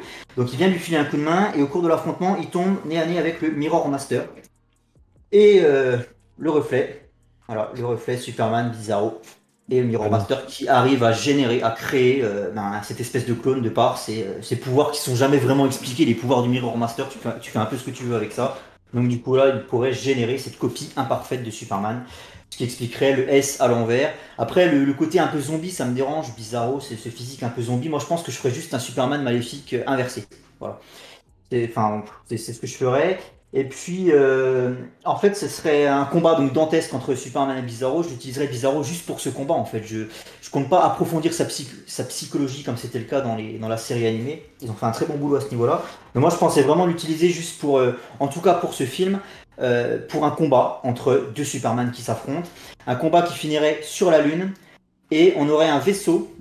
Et donc là, c'est un pont enfin, c'est un lien que je tisse avec un prochain ennemi dont on parlera plus tard. Ils sont sur la Lune en train de se battre. On a un vaisseau qui passe au-dessus et qui les capture, qui les emmène. Voilà. Et on ne sait pas où ils vont. Et on parlera, enfin, je reprendrai plus tard cette explication. Donc voilà, pour ce que je ferai de Bizarro. Ok, ok. Bah, c'est une idée, hein, c'est une idée. C'est une idée, hein, le truc de Wizard, ou non, Mirror Master plutôt. Mirror Master. Mirror Master, c'est une idée. C'est une idée. Ok. Anto? C'est marrant parce que, alors, tu m'arrêtes, si tu me trompes, Oz, mais de ce que j'ai compris, du coup, toi, c'est Brainiac qui interviendra à la fin. Non. Ah non, c'est pas Brainiac, d'accord. Très bien. Qui les capture Moi, les du coup, deux? Non, c'est pas Brainiac. ouais, qui capture les deux. Ah, Qui? ah c'est Mongol. Ah, c'est Mongol, ah bah oui, Ouais. d'accord, ok, très bien. Parce que moi, du coup, je voulais faire de Brainiac la cause. C'est-à-dire que, comme Oz, je voulais changer un peu l'origine story. Je voulais pas que ce soit Luthor. Parce que vu la complexité, entre guillemets, biologique de Bizarro, je me dis que même pour le plus grand scientifique de la Terre, c'est quand même très compliqué de créer un clone, équivalent à Superman. Donc moi, je voulais que ce soit quelque chose de plus, encore plus avancé. Et du coup, pour moi, le personnage qui aurait été à l'origine de cette création, c'est Brainiac. Alors du coup, je ne parlerai pas de Brainiac en détail, parce qu'on va en parler juste après. Mais disons que Bizarro, pour moi, ce serait les conséquences de l'étude du corps kryptonien par Brainiac, qui, du coup, après sa rencontre avec Superman, aurait récupéré des fibres et puis des traces d'ADN, justement, qui lui auraient servi à mettre en place ce clone-là pour la collectionnite aiguë, on va dire, hein, toujours cette idée de vouloir avoir un exemplaire de chaque cité. Et là, du coup, ce serait une créature, une biologie par monde capturé.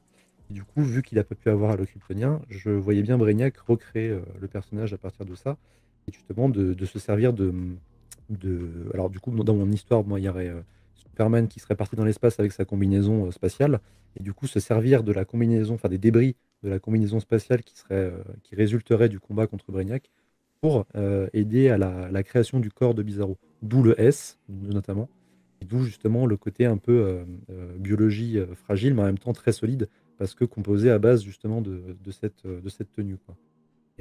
Et forcément, Superman l'apprendrait, il y aurait un autre combat contre Brainiac, hein, tout ça se passerait un peu dans le même film.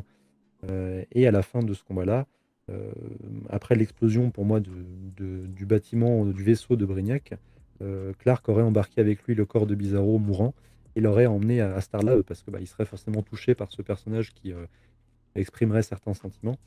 Et à Starlab, justement, il serait entre guillemets sur place pour l'étudier et pour essayer d'en apprendre un peu plus sur sa biologie. Et là, je ferai une espèce de twist dans le sens où j'expliquerai que dans Starlab, il y a des infiltrés de Cadmus qui seraient là pour justement piquer les secrets de Starlab, notamment Bizarro. Et comme ça, je me laisse une porte ouverte pour un jour, si je veux exploiter par exemple Superboy, dire que Luthor est derrière Cadmus et que du coup, il s'est servi de ses infiltrés pour récupérer tous les dossiers liés à Bizarro, justement s'en servir pour faire son clone de Superboy. Comme ça, on évite la case classique de Superman qui est entre les deux. Ça reste Superman à l'origine parce que ce sont ses tissus à lui, mais au moins ça change un petit peu le côté. Voilà, on se dit que c'est pas trop facile pour lui d'avoir capturé Superman.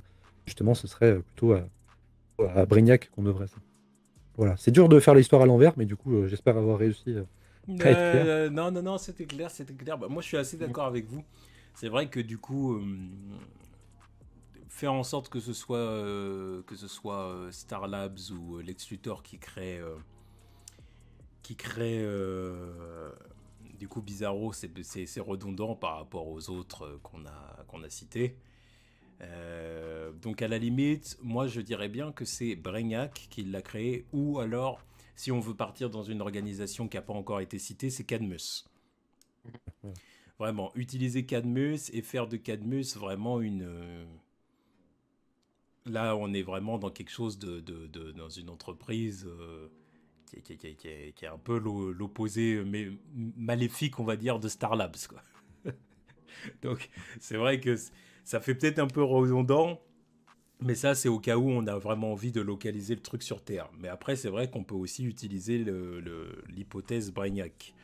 Après, sinon, moi, Bizarro, personnellement, en termes d'adaptation, parce que c'est un personnage qui a quand même besoin d'être actualisé, qui a besoin d'être adapté, donc je pense que ce que je ferais, euh, c'est que déjà, je ferais pas le truc il parle à l'envers, là. Ah ouais? Oh non, parce que ça, c'est pas possible. Ça, c'est un coup à ce que les gens se tapent la tête contre leur siège, quoi. C'est-à-dire, dans une salle de cinéma, les gens, ils supporteraient pas ça, tu vois. Devoir décoder tout ce qu'il dit. Alors, attends, alors il parle à l'envers. Alors, il faut qu'on comprenne l'inverse de ce qu'il a dit. Je pense que ça, c'est quelque chose que je ferais pas. Moi, j'opterais plus pour le côté... étant donné que c'est un accident génétique, et étant donné que c'est en quelque sorte une erreur de la nature, bah, je montrerai que, comme dans la série animée, il a un QI super bas, quoi. Ouais. Il a un QI super bas, il est diminué, et donc il s'exprime pas correctement. Voilà, il s'exprime avec des mots, avec des bouts de phrases, des trucs comme ça, et du coup on le comprend. Tu vois ce que dire, qu'il se fasse très bien comprendre. Mais voilà, je le ferai pas parler à l'envers, quoi, parce que ça, c'est juste pas possible. Ça, c'est juste pas possible. Ça me fait penser aux comics All Star Superman. C'est juste insupportable, ce moment-là, hein. Ça, je dois le reconnaître. Ouais, ouais. Tous les Mais moi, visites. ça dépend. Vas-y, vas-y, c'est moi, je t'ai coupé. Non, non, vas-y, vas-y, vas-y.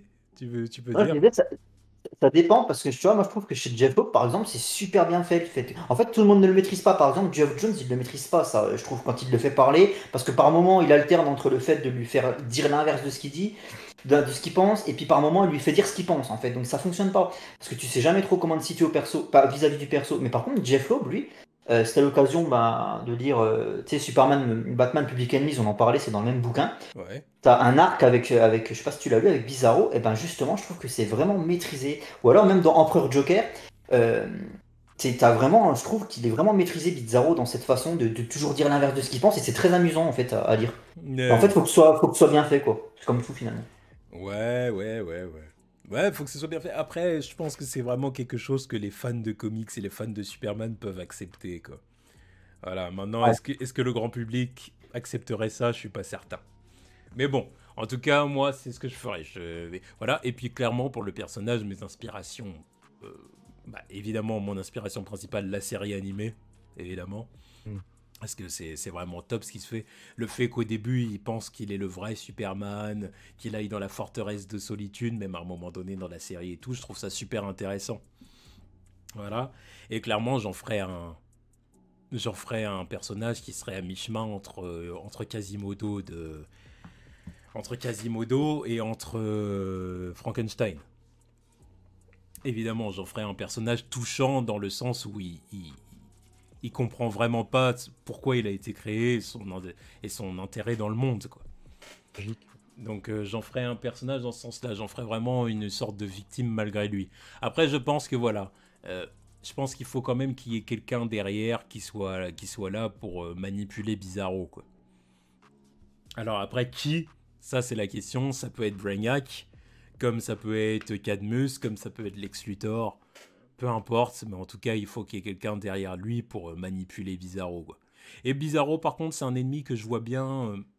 Faut que l'histoire se termine bien pour lui, quoi, je pense. Mm. Euh, C'est-à-dire que, par exemple, ce qui a été fait dans la série animée, c'est-à-dire Superman qui l'emmène sur une autre planète et qui dit, bon bah voilà, fais ta vie ici. Ouais. Tu vois, voilà, une planète hostile dans laquelle il peut se faire des amis animaux, tu vois, bah c'est très bien, tu vois. Ouais, c'est pas un mauvais bougre en soi, donc. Ouais, voilà, tu vois, je pense que ça peut être sympa de finir le film comme ça, quoi. Donc voilà pour Bizarro. Ensuite, ennemi suivant. Ennemi suivant, bon bah évidemment, on a l'Oji, on a le fidèle, le plus grand, Lex Luthor. Alors Lex Luthor, bon bah clairement c'est l'ennemi le plus ancien de Superman, hein. C'est le premier ennemi de Superman, donc inventé en 1940 dans l'Action Comics numéro 23.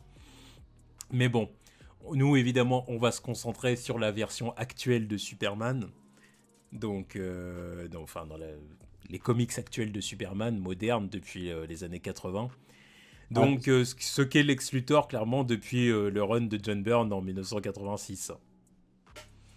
Ouais. Donc voilà. Qu'est-ce que vous pensez de Lex Luthor? Que faire avec ce personnage? Donc Anto, ouais, c'est à toi de commencer, je crois. Je voulais laisser le sosie officiel français quand même en parler en premier. Ah, bah oui, c'est vrai. Ah bah ose. Euh, Sosie de Lex Luthor, tu peux en parler. J'ai beaucoup à dire, mais je vais essayer de faire assez court. Pour moi, ce serait un ennemi sur le long terme, sur toute la saga en fait. Bien sûr. Euh, mais qui ne serait pas visible en fait. Ce serait pareil, en fait, ce serait un contexte plus qu'un ennemi, comme on expliquait avec l'Intergang, c'est-à-dire qu'on le citerait, on verrait son logo un peu partout, on connaîtrait la puissance du personnage, mais on ne le verrait pas physiquement. J'en ferai ce qu'il est finalement dans les comics, ce qu'on n'a jamais vu au cinéma malheureusement. C'est-à-dire cet homme de 40 ans, chauve au-dessus de sa tour, avec son verre de whisky, qui lit la presse, qui s'informe du monde, qui est surpuissant, voilà, qui a des actions dans l'immobilier, dans la presse, dans la politique, enfin voilà, il est partout, les mecs. Et en fait, moi, la force de Lex Luthor, c'est qu'on ne le verrait jamais, on ne ferait que le citer, et on le verrait.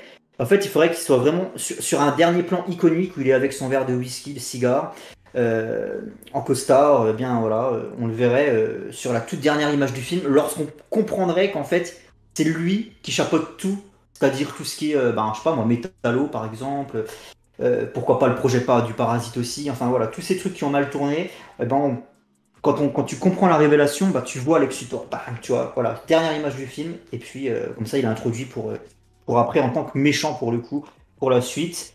J'en ferai un homme mourant, atteint d'un cancer, qui cherche. En fait, il est partagé entre à la fois la rédemption mais également le. Parce qu'en fait, c'est ça Lex Luthor, moi. Je voudrais vraiment appuyer sur cet aspect de sa personnalité, qui est qu'il a une foi incommensurable en l'humanité, et c'est en cela que Superman le dérange.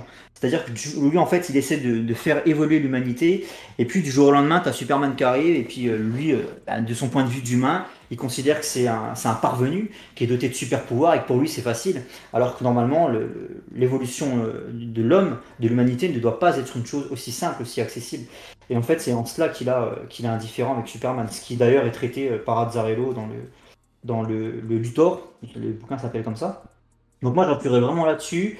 Mais voilà, moi je le ferais lutter aussi contre la maladie, contre le cancer, ce qui pourrait expliquer sa perte de cheveux, hein, pourquoi pas. Euh, et puis, comme j'avais expliqué, à la fin de l'affrontement contre le parasite à Smallville, là, tu imagines bien que tu as toute l'armée américaine qui est dépêchée sur place pour savoir ce qui s'est passé, mener une enquête. Et là, on retrouverait des fragments de kryptonite dans un champ aux alentours de Smallville. Des fragments de kryptonite qui étaient attachés au vaisseau de Kal-El lorsqu'il s'est craché sur Terre. Et puis forcément, Lex Luthor, il se dirait, attends, ça c'est un minerai extraterrestre, on vient d'assister à des trucs incroyables, donc forcément c'est lié à Superman et c'est lié à sa toute puissance. Je pense que c'est lié au fait, enfin, Superman est surpuissant grâce à ce matériau, et donc il ferait des recherches sur ce matériau afin d'essayer de trouver une solution de guérir de son cancer. Euh, et puis, euh, il se rendrait compte que ce matériau, c'est la meilleure arme contre Superman. Voilà, je pense que j'ai fait le tour concernant ce que j'avais à dire. Il y a tellement de choses à dire sur Lex Luthor. Mais voilà, vraiment appuyer sur le fait qu'on verrait pas son visage avant un bon bout de temps, en fait. Ok, d'accord. Anto? Je suis assez d'accord avec Oz sur pas mal de points.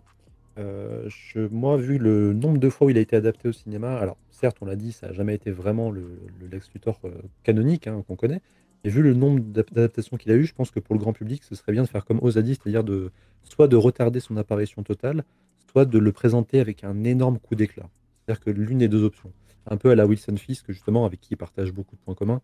Wilson Fisk dans Daredevil, la série. Avec le coup de la portière notamment, on voit que le personnage est iconisé violemment dès ses premières scènes. Il faudrait que Luthor il ait un peu le même état d'esprit, c'est-à-dire que on lui montre faire un truc incroyable, limite moralement acceptable dès le début pour montrer au public que tous les lutteurs d'avant, ça n'a rien à voir avec celui qu'on va développer actuellement.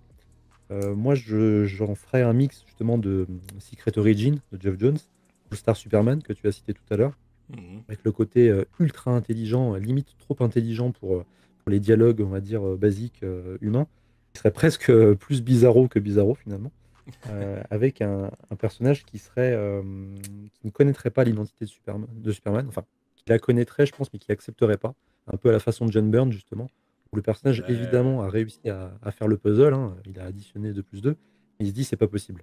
Clark Kent est tellement différent en termes de comportement, et justement, ça valoriserait la mascarade de Clark et le fait que son déguisement, bah, ça marche, quoi. Ça donnerait du plomb dans l'aile aux théoriciens un peu bas du front qui estiment que la paire de lunettes ne suffit pas.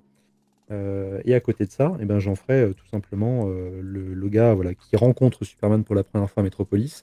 Je laisserai de côté toutes ces histoires un peu à la Smallville auxquelles j'accroche pas du tout. C'est-à-dire le côté ils ont été amis d'enfance ou Ouais, façon ouais, Mark Waid aussi. ouais. Ouais, Oui, on est Je carrément. d'accord. suis pas très très fan. Mhm. J'aime pas trop l'idée. Mm. Et puis forcément, Oz l'a dit, mais le côté xénophobe, le côté jalousie, le côté charismatique, avec sa bouteille de Sky ou de whisky, voilà, tout en haut de sa tour, moi c'est quelque chose qui me parle vraiment de ouf, quoi. Et puis voilà, le côté aussi toujours très moderne, hein, un peu comme Livewire, c'est-à-dire on l'inclurait dans un cadre actuel, un peu un profil à la Jeff Bezos ou Elon Musk, ce côté Exactement. bon gars, mais qui derrière, enfin bon gars en apparence, mais qui derrière a beaucoup de choses à se reprocher. Ouais. Bah écoutez les gars, moi je suis plutôt d'accord avec vous. Moi je pense que Lex Luthor c'est un personnage qui doit absolument être utilisé de façon différente. Voilà, donc j'en ferai un ennemi de long terme. Clairement, ce serait presque une sorte de fil rouge, Lex Luthor. Je le ferais presque évoluer en même temps que Superman dans la saga, quoi, en quelque sorte. Et bah, ce que je ferais, moi, pour le premier film, je pense que j'introduirais Lex Luthor direct. Et justement, parce que moi, mon premier film, par exemple, ce serait certainement Riot que j'utiliserais. Bah, de toute façon, j'ai donné l'idée tout à l'heure hein, par rapport à LexCorp. Et ce que je ferais du coup, c'est que par contre, voilà, j'utiliserais Lex Luthor en tant que victime de Riot, dans le sens où il est, bah, où clairement Riot essaye de le buter et que Superman doit protéger Lex, quoi. Et par contre, ce que je ferais, c'est que je montrerais que Lex, bah, évidemment, il utilise ses relations et son influence pour, dans son intérêt, dans l'intérêt de son entreprise, et montrer même qu'il a du coup le maire de Metropolis dans sa poche. Sauf que ce que je montrerais, c'est que le moment où Riot frappe, bah, le maire de Metropolis laisse tomber Lex. Clairement, il s'écarte de Lex parce qu'il veut pas, en gros, être ciblé par Riot. Et du coup, montrer que Lex a une rage impossible contre le maire, par exemple, et qu'à la fin, il fasse buter le maire par Bloodsport.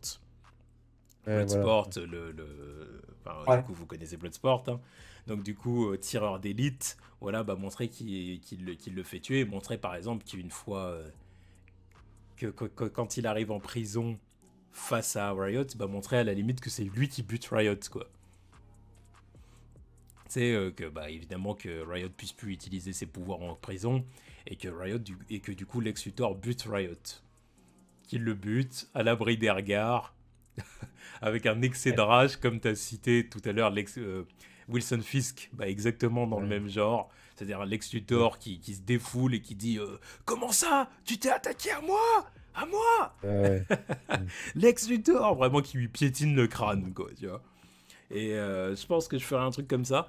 Et je ferai évoluer Lex au fil de la saga, jusqu'au moment où, évidemment, il devient président des États-Unis. Mm. Et ça pourrait être intéressant, tu vois, pourquoi pas même croiser le fait que Lex Luthor soit président des États-Unis avec le fait justement qu'il y ait des nouveaux ennemis comme Manchester Black qui soient arrivés, quoi.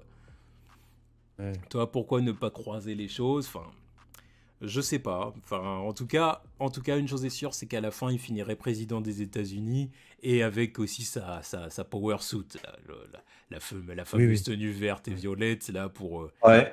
pour affronter Superman, même si bon, il, il n'a aucune chance. Mais en tout cas, voilà, Lex Luthor, c'est un ennemi clairement à développer sur le long terme, quoi. Ouais. Donc ça peut être Bah, tu vois, intéressant. moi, Vas-y. son armure, en fait, je la dirais au projet Metalman, là, Metallo et tout, tu vois, en fait, voilà, en fait, avant de faire Metallo, il pensait déjà travailler sur cette armure, mais par contre, moi, dans ma version, on ne verrait que l'armure en tant qu'easter egg, en fait, j'aime pas du tout Lex Luthor en armure, je préfère le Lex Luthor en costard, en fait. Ah, moi, je suis carrément d'accord avec toi. C'est pour ça que, par exemple, l'armure, je la ferais, par exemple, que pour sa dernière apparition. Ouais, voilà, ouais, ouais, Oui, oui. ouais, Ah ouais, ouais, carrément, je repousserai ça au à la toute maximum, ouais. fin. Je repousserai ça à la toute fin, genre avec Lex Luthor qui pèterait les plombs, clairement, tu vois. Et comment vous le feriez mourir, s'il venait à mourir dans votre saga? Je pense pas que je le ferais mourir, perso. Ah, moi non Perso, plus. Ouais. je pense que je le ferais mourir presque dans le chagrin, dans le remords, tu vois. D'accord. Ouais, ouais, je pense pas que je le ferais mourir. Je pense que ce serait intéressant de montrer ouais, bah il est dans le remords, il a compris que ce qu'il a fait, c'était pas bien, tu vois, Mhm. pour dire ça comme ça. Et puis à la limite, ouais, le fait, s'il meurt, qu'il meurt, mais du cancer, quoi. Mm. Toi qui meurs pas parce que après un combat ou après un truc comme ça ou après un sacrifice, non, non, qui Ouais. meurt en prison avec le cancer et avec des remords et qu'à la limite il fasse un dernier bon geste pour l'humanité, quoi. Oui, c'est ça. Moi, je pense que je le mettrais vraiment sur la voie de la rédemption parce qu'attends, Voilà, voilà, voilà. cette maladie grave, il chercherait quand même sur ses derniers instants à faire un truc noble. Mais le fait de le faire tuer par le cancer, je trouve que c'est une bonne idée en soi parce que ça dénote avec le personnage qui a consacré toute sa vie à l'évolution de l'humanité, à l'évolution des techniques, de la science et tout, et il se fait tuer par une maladie, quoi, tu vois, contre laquelle on ne peut rien. Donc je trouve que le message est assez fort. Exactement, exactement. Donc évidemment, je m'inspirerai du Lex Luthor de All Star Superman, je m'inspirerai du Lex Luthor de John Byrne, je m'inspirerai du Lex Luthor de la série animée, je m'inspirerai du Lex Luthor de Michael Rosenbaum dans Smallville. D'accord. Enfin, Oui, bon. je mélangerai tout ça, quoi. Je mélangerai tout ça, clairement. Ouais. Pas mal. Donc voilà pour Lex Luthor. Donc évidemment, ennemi emblématique, le plus Voilà. emblématique de toute façon. Ennemi Ça, c'est- suivant, ennemi suivant, un ennemi qui est réclamé par énormément de fans, Brainiac. Donc Brainiac, qu'est-ce qu'on peut dire sur ce personnage? Alors Brainiac, du coup, pareil, c'est un personnage qui date de longtemps, hein, 1958. Ouais. 1958, première apparition, donc Action Comics 242. Bah du coup, Anto, qu'est-ce que tu penses Brainiac, de Brainiac? comme tu dis, personnage vraiment, on est frustré de ne pas l'avoir eu quoi, au cinéma. Il est tellement intéressant visuellement et puis psychologiquement. Encore une fois, dans cette idée de mettre des méchants de Superman qui seraient liés aux problématiques modernes, Brainiac, il a toute sa place, quoi. Il a un petit côté un peu eugéniste, il a ce côté aussi préserver quand même le meilleur de chaque monde. Et du coup, il n'a pas forcément toujours ce côté un peu salopard fini qu'il peut y avoir avec d'autres méchants, quoi. Et j'aime beaucoup son approche, le fait que ce soit un être un peu à mi-chemin entre une intelligence redoutable et puis un extraterrestre. Ça aussi, c'est extrêmement malin en termes de création puis de mise en scène. Moi, forcément, bah, je m'inspirais de la grosse œuvre, en tout cas des deux grosses œuvres qu'il y a eu ces dernières années concernant Brainiac, c'est-à-dire le comics de Geoff Jones et Gary Frank, Superman Brainiac, et puis l'excellent animé qui en est tiré aussi, Superman Unbound, qui est sorti en 2013. C'est Et ça. je resterai sur une origine très classique, quoi. C'est-à-dire que vu qu'il a jamais été fait proprement au cinéma, j'en ferai un collectionneur de planètes, un biologiste confirmé. Comme je disais, je le lirais à Bizarro dans le sens où après un combat contre Superman, ben, il en aurait fait, entre guillemets, bonne utilité dans le sens où il aurait récupéré des traces d'ADN pour compenser la perte du Kryptonien par sa propre création, hein. Tellement frustré de ne pas avoir qu'il va à en créer lui-même de toutes pièces. J'aime beaucoup l'idée. Et puis, forcément, je le lirai avec la planète Colu, la planète de ses origines, Bien qui sûr. est une planète de scientifiques, mais du coup, dans ma version, j'en ferai une planète presque trop arriérée pour lui, quoi. C'est-à-dire que le gars est tellement intelligent, tellement en avance qu'il trouve les autres presque à la rue, quoi. Avec un petit côté Thanos, justement, façon MCU, c'est-à-dire que le gars est un peu 10 steps ahead, quoi. Toujours en avance sur ses pairs, et il a Ouais. envie de faire mieux, quoi. Moi, voilà, je ferai un peu comme ça. Et puis j'en ferai pas forcément trop avec lui. C'est-à-dire que pour moi, un film et demi, et puis voilà, quoi. Je pense qu'il n'y a pas forcément besoin d'en faire plus pour ce personnage. Ok. Ose. Bah, comme a dit Anto, on n'a pas forcément de bons films, mais en tout cas, on a d'excellents animés. Et le Superman Unbound en fait partie. Tout est là. Concernant Brainiac, tout est dans cet animé. Il n'y aurait pas besoin d'aller chercher midi à 14h pour l'adapter au cinéma. Après, il y a eu plusieurs versions de Brainiac à travers l'histoire. On a aussi un côté un peu intelligence artificielle qui avait été traité dans Crisis. Et du coup, afin de dénoter un petit peu avec la version classique de Brainiac telle qu'on la connaît depuis Geoff Jones, euh, ce collectionneur là des mondes, des connaissances, moi j'essaierais d'en faire plutôt une sorte d'intelligence artificielle en fait. C'est-à-dire qu'un peu à la manière de Lex Luthor, on le verrait pas dans son film. On le verrait pas, on verrait que tout part en vrille. euh, Parce que c'est une intelligence artificielle un peu à la Cyberdine System, parce qu'on avait déjà cité Terminator, je le recite une deuxième fois. Mhm. Une intelligence artificielle qui est omnipotente, voilà, et en fait, ce serait sa manière à lui de mettre la main basse sur notre monde. Voilà, je pense que... Et à la fin du film, par contre, là, on découvrirait eh bien, qu'il a bel et bien une présence physique, Brainiac, dans son vaisseau. Alors, je sais pas si j'utiliserais le vaisseau. Il est tellement emblématique, ce vaisseau en forme de tête de mort. Après, est-ce que ça ferait pas un peu too much dans un film? Je sais pas.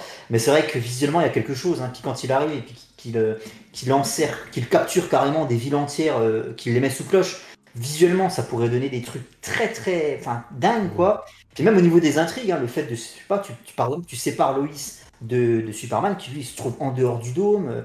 Enfin voilà, bon, une fois de plus, je reprends en fait ce qui a été fait dans l'animé Superman Unbound, donc il n'y a rien de bien original. C'est ça. Mais voilà, moi je pense que du coup, histoire de me démarquer un peu plus, j'irai sur le délire de l'intelligence artificielle et à la fin du film, Superman va l'affronter en tant que présence physique dans son vaisseau. Voilà. Je pense que je ferai quelque chose dans ce style. Et pourquoi pas l'affilier à Lex Luthor, hein, parce que c'est vrai qu'il est très souvent affilié à Lex Luthor, Brainiac, aussi bien dans les vieilles histoires des années 50-60 que Mhm. c'était dans quoi aussi que j'ai vu dernièrement? Ah bah dans la série animée. La série Mhm, animée, ouais. ouais. Bah ouais, bah ouais, ouais. Ah bah je suis assez d'accord avec vous deux. Moi par contre je ferais peut-être l'inverse de ce que t'as dit, tu vois, Oz. Je pense que justement j'en ferais en fait un personnage qui de base venait de sa planète et avait un corps physique, Ouais. mais qui est tellement intelligent qu'au bout d'un moment il voulait plus se limiter à ses limites physiques et que du coup il a transféré son esprit dans une sorte de réceptacle qui fait de lui un peu une sorte d'intelligence artificielle comme ça, tu vois ce que je veux dire, sans corps physique, Ah, bien sûr. mais que par contre il a reproduit son corps physique en sorte de robot organique, tu vois, Ouais. en quelque sorte, et que du coup il peut envoyer des versions de lui. Par exemple, bah, il y a une version qui arrive par exemple sur Terre, à ce que dire, et que Superman affronte cette version, mais que Superman se rende compte qu'en fait c'est pas le cœur, quoi. C'est-à-dire Ouais, ouais, que, bah, c'est un que- peu. voilà, c'est ça, que la version physique, en fait, c'est pas la vraie version de Brainiac, quoi. Et Ouais, bah, ça, c'est un peu ce que je pensais aussi, ouais. voilà, et je ferais plus quelque chose comme ça, je pense. Et après, non, je pense que par exemple le vaisseau en crâne, ça peut le faire. Encore une fois, c'est à adapter, tu vois. C'est à adapter et tout. Faut donner un design cool au truc, mais je pense que ça peut le faire. Et puis clairement, bah oui, bah c'est ça. Je m'inspirerais de Superman Unbound, ni plus ni moins. C'est-à-dire Tu es qu'il, là-dedans. voilà, il voudrait voler la ville de Metropolis et basta, quoi. Et après, à la limite, évidemment, en sous-intrigue, ce qui pourrait être intéressant, c'est montrer que Superman retrouve la ville de Kandor dans le vaisseau Ouais. et donc qu'ils prennent la ville de Kandor et qu'ils l'amènent dans la forteresse de solitude. Soit ils l'amènent dans la forteresse de solitude, soit ils amènent la ville de Kandor sur une planète extraterrestre, tu vois ce qu'il veut dire, qui tourne autour d'un soleil rouge ou quelque chose comme ça, et il réussit à rendre la ville de Kandor, il réussit à rendre sa taille à la ville de Kandor sur cette planète, tu vois. Ouais. De façon à ce que les Kryptoniens qui étaient enfermés, puissent vivre leur vie là-bas ou quelque chose comme ça, tu vois. Alors, je pense que je ferais un truc dans ce genre-là. Voilà, donc ce serait quelque chose d'assez basique, mais bon, comme vous avez dit, étant donné qu'on l'a Voilà. jamais vu au cinéma, pourquoi faire plus compliqué que ça? Non, mais c'est sûr. Ouais, Voilà. c'est sûr. Donc ça, c'est Brainiac. Et puis, bah, je sais qu'il y a beaucoup de gens qui ont envie de voir Brainiac, hein, donc bah, Oh, oui. il serait temps qu'on le voit, mais bon. Bref, je vais pas partir dans ma guerre contre Je- WB. Ah non, je croyais que t'allais citer une référence sur Superman 3. Je pensais que t'étais parti dans ce genre de délire. Superman 3.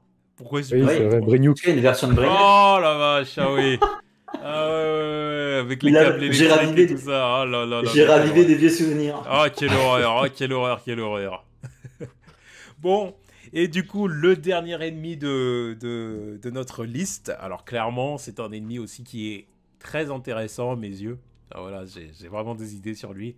C'est Mongul, le tyran de l'espace. Donc, Oz, je te laisse commencer. Je sais que toi aussi, t'es inspiré pour Mongul. Alors, Mongul, donc on avait quand je parlais de Bizarro, je parlais de l'affrontement entre Bizarro et Superman qui se terminerait sur la Lune. Et là, un vaisseau qui passe, hop, qui capture les deux. Et donc, bah, Mongul, j'irai pas chercher bien loin, ça serait quelqu'un qui écume l'espace, en fait, qui se balade d'univers en univers, de dimension en dimension, afin de, un peu à la manière de Brainiac finalement, mais dans un autre style, de capturer des êtres de chaque planète. En fait, pour se livrer à des combats de gladiateurs. En fait, ce serait un film pas très cérébral pour le coup, mais ça pourrait être une bonne base pour démarrer un univers partagé. C'est-à-dire que là, on a Superman et Bizarro qui sont retenus prisonniers sur Warworld, dans des geôles, on imagine. Superman qui est loin de son soleil jaune, donc du coup, sa puissance s'amenuise de jour en jour. Et puis, dans d'autres geôles à côté, il pourrait rencontrer des personnages comme Starfire, comme un Green Lantern qui serait là avec son anneau déchargé, prisonnier dans une cellule.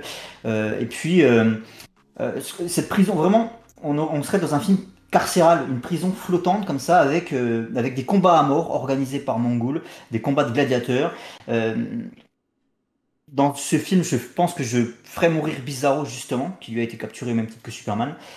Et puis on pourrait d'ailleurs profiter de ce film pour essayer de creuser la psychologie de ce Bizarro, finalement, voir, essayer de chercher un petit peu plus loin. Mais ouais, j'imagine vraiment Je sais pas s'il y a, ça me fait penser à un film, mais j'ai bouffé le nom, où, où les prisonniers, comme ça, essaient de s'organiser afin de mener une résistance, en fait. Voilà. C'est ce que je ferais, je pense, avec. Ok. On pourrait mettre le limier martien aussi, ouais, Bah dans une écoute, cellule. en tout cas, j'aime beaucoup ton idée là, de faire en sorte qu'il y ait pas mal de héros qui soient là-bas. C'est une idée intéressante. C'est une idée franchement intéressante. Bah, Anto? je m'inspire du jeu vidéo Superman Returns. Ça serait ma source d'inspiration parce qu'on avait un tuto où c'était clairement ça, quoi. C'était clairement des combats de gladiateurs dans une arène. Ok, d'accord. Ouais. Anto? La meilleure partie du jeu, je crois, c'est d'après ce que tu m'avais dit. Alors moi, Mongul, c'est marrant parce que je pense que pour le coup, de nous trois, c'est moi qui vais être le moins inspiré. Parce qu'en fait, Mongul, moi, je l'ai toujours vu, même si c'est historiquement pas le cas, hein, mais je l'ai toujours plutôt vu comme un ennemi de Green Lantern. Dans le sens où en fait, je me suis rendu compte que c'était son fils, Mongul 2, qui était souvent aux prises avec le corps, notamment avec Al Jordan et même Surtout Hal Jordan, parce que Mongul, le père, pour le coup, est responsable de la destruction de Coast City. Donc, concernant Superman, c'est vrai que moi je suis assez d'accord avec Oz sur le fait que j'en ferais un film assez, euh, assez peu cérébral, hein, finalement, qui serait plutôt un film défouloir. Ça permettrait justement, je pense, d'avoir dans cette saga-là un Superman très combattant physique, ce qu'on n'aurait pas forcément dans les autres films, où on aurait davantage le côté sauveur, très éthique, et puis très à l'écoute de ses ennemis, qui sont pas toujours des ennemis du coup. Et En là, plus de en tuer effet, ses j'en adversaires. ferais. C'est ouais, la base, clairement, la base du personnage. Mhm. Puis j'en ferai comme ce que vous a dit, un combattant. C'est-à-dire que le gars va devoir lutter pour s'échapper. Et puis malgré tout, il y aurait quand même ce côté, parce que c'est Superman, hein, donc il y aurait forcément toujours ce côté, il prendrait soin des prisonniers, il irait voir s'ils vont bien après leur combat, il essaierait d'interrompre certaines mises à mort, justement, en se mettant face à Mongul qui serait dans sa tour ou dans son espèce de trône bien au-dessus de lui, plusieurs mètres au-dessus de lui, et il serait là en train de faire une espèce de plaidoyer face au public entier en disant que l'exécution n'est pas une solution, ce genre de choses. Je pense que visuellement, il y a des choses très très bien à faire. Et puis voilà, reprendre ce côté tournoi galactique. Moi, je mettrais, pour le petit clin d'œil, je mettrais Lobo parmi les combattants. Ouais, Histoire ouais, que carrément. Bah, de toute façon, tu peux te on faire ait... plaisir avec un postulat de départ comme ça. Bah, Tu peux y clairement, ouais. aller, hein. C'est Le clair film, que comme tu dis, le Lobo plus pourrait être univers intéressant. étendu. Ouais. Lobo qui lui balance voilà, ses remarques super mec et tout. Il est le seul à se Pendant un délecter de combat. l'ambiance, du coup. Voilà, Lui, il c'est kiffe ça. prendre part au combat du gladiateur, tu vois, c'est le seul, tu vois. Exactement, ouais, ouais. C'est pour ça. Puis voilà, le côté aventure cosmique, hein, un film qui serait très différent justement des autres et qui prendrait vraiment la SF à cœur voilà, de faire quelque chose à la fois de très différent, mais qui tombe pas dans le comique, hein. C'est-à-dire que on va pas Ouais. non plus faire du Thor Ragnarok, quoi. Mais pour citer une Dieu référence que merci. Yancy aime beaucoup. Dieu merci. Donc voilà. Ah bah moi, niveau atmosphère, je serais à des années-lumière de ça, parce que moi, je m'inspirais plutôt d'un New York 97 de John Carpenter. Ah, j'en Vraiment, étais cette sûr. ambiance ultra sombre, cradingue et très... Ouais. Alors, je parlais d'un univers carcéral, mais justement un peu claustro, quoi. Moi, c'est vraiment... Moi, je m'inspirerais de ça en termes d'ambiance, c'est vraiment ce que je ferais, quoi. Ouais, Hmm. clairement. Ouais, bah écoutez, moi, en gros, c'était ce que je comptais faire. Clairement, enfin, c'est dans mes idées, hein. Clairement, c'est Superman qui atterrit sur la planète Warworld, quoi, de Mongul. Par contre, le pourquoi il arrive là-bas, alors moi, du coup, je relirais ça plutôt au film avec Livewire. C'est ce que je disais tout à l'heure. C'est qu'en fait, suite à enfin, suite à la problématique Livewire, puis les problèmes de sources d'énergie, trouver des sources d'énergie propres et tout ça, bah, montrer que a- Star Labs et puis peut-être même Lex Luthor ont fait en sorte de trouver d'autres sources d'énergie dans l'espace, tu vois. Et montrer en fait qu'ils en ont trouvé, enfin qu'ils ont trouvé une source d'énergie possible et donc qu'il faut y aller. Sauf que c'est à des années-lumière de la Terre et que c'est dangereux pour un humain de se rendre là-bas. Et donc que Superman clairement se propose d'y aller et qu'il y aille, que le professeur Hamilton lui crée une combinaison, comme un peu qui ressemblerait un peu à la série animée, la Ouais, combinaison ouais. spatiale qu'il a dans la série animée. Ouais. Bah, utiliser ça, sauf que pour justifier la combinaison spatiale, montrer qu'en fait c'est une combinaison qui émane des radiations jaunes. Pour montrer D'accord. en fait justement que quand il s'aventure dans la galaxie de Mongul, justement, qui gravite autour d'un soleil rouge, enfin le système solaire autour d'un soleil rouge, et bah justement sa combinaison s'active, et puis peut-être même le vaisseau aussi, pour lui donner justement, pour qu'il garde ses pouvoirs. Voilà.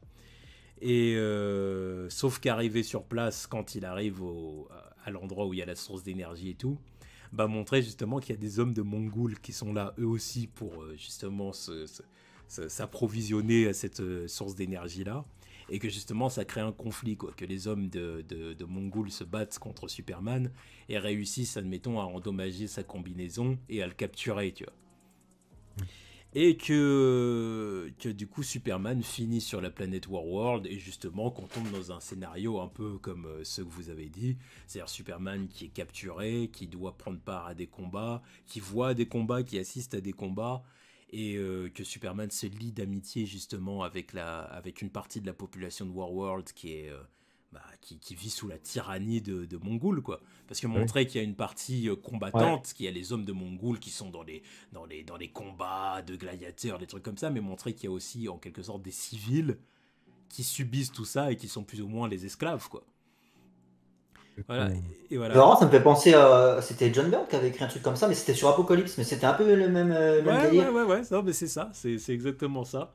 Et montrer bah, justement que Superman justement se lie d'amitié avec ces gens-là, il y a peut-être justement un scientifique de là-bas qui arrive à, à construire comment dire, à réparer sa combinaison spatiale pour qu'il récupère ses pouvoirs à un moment donné du film.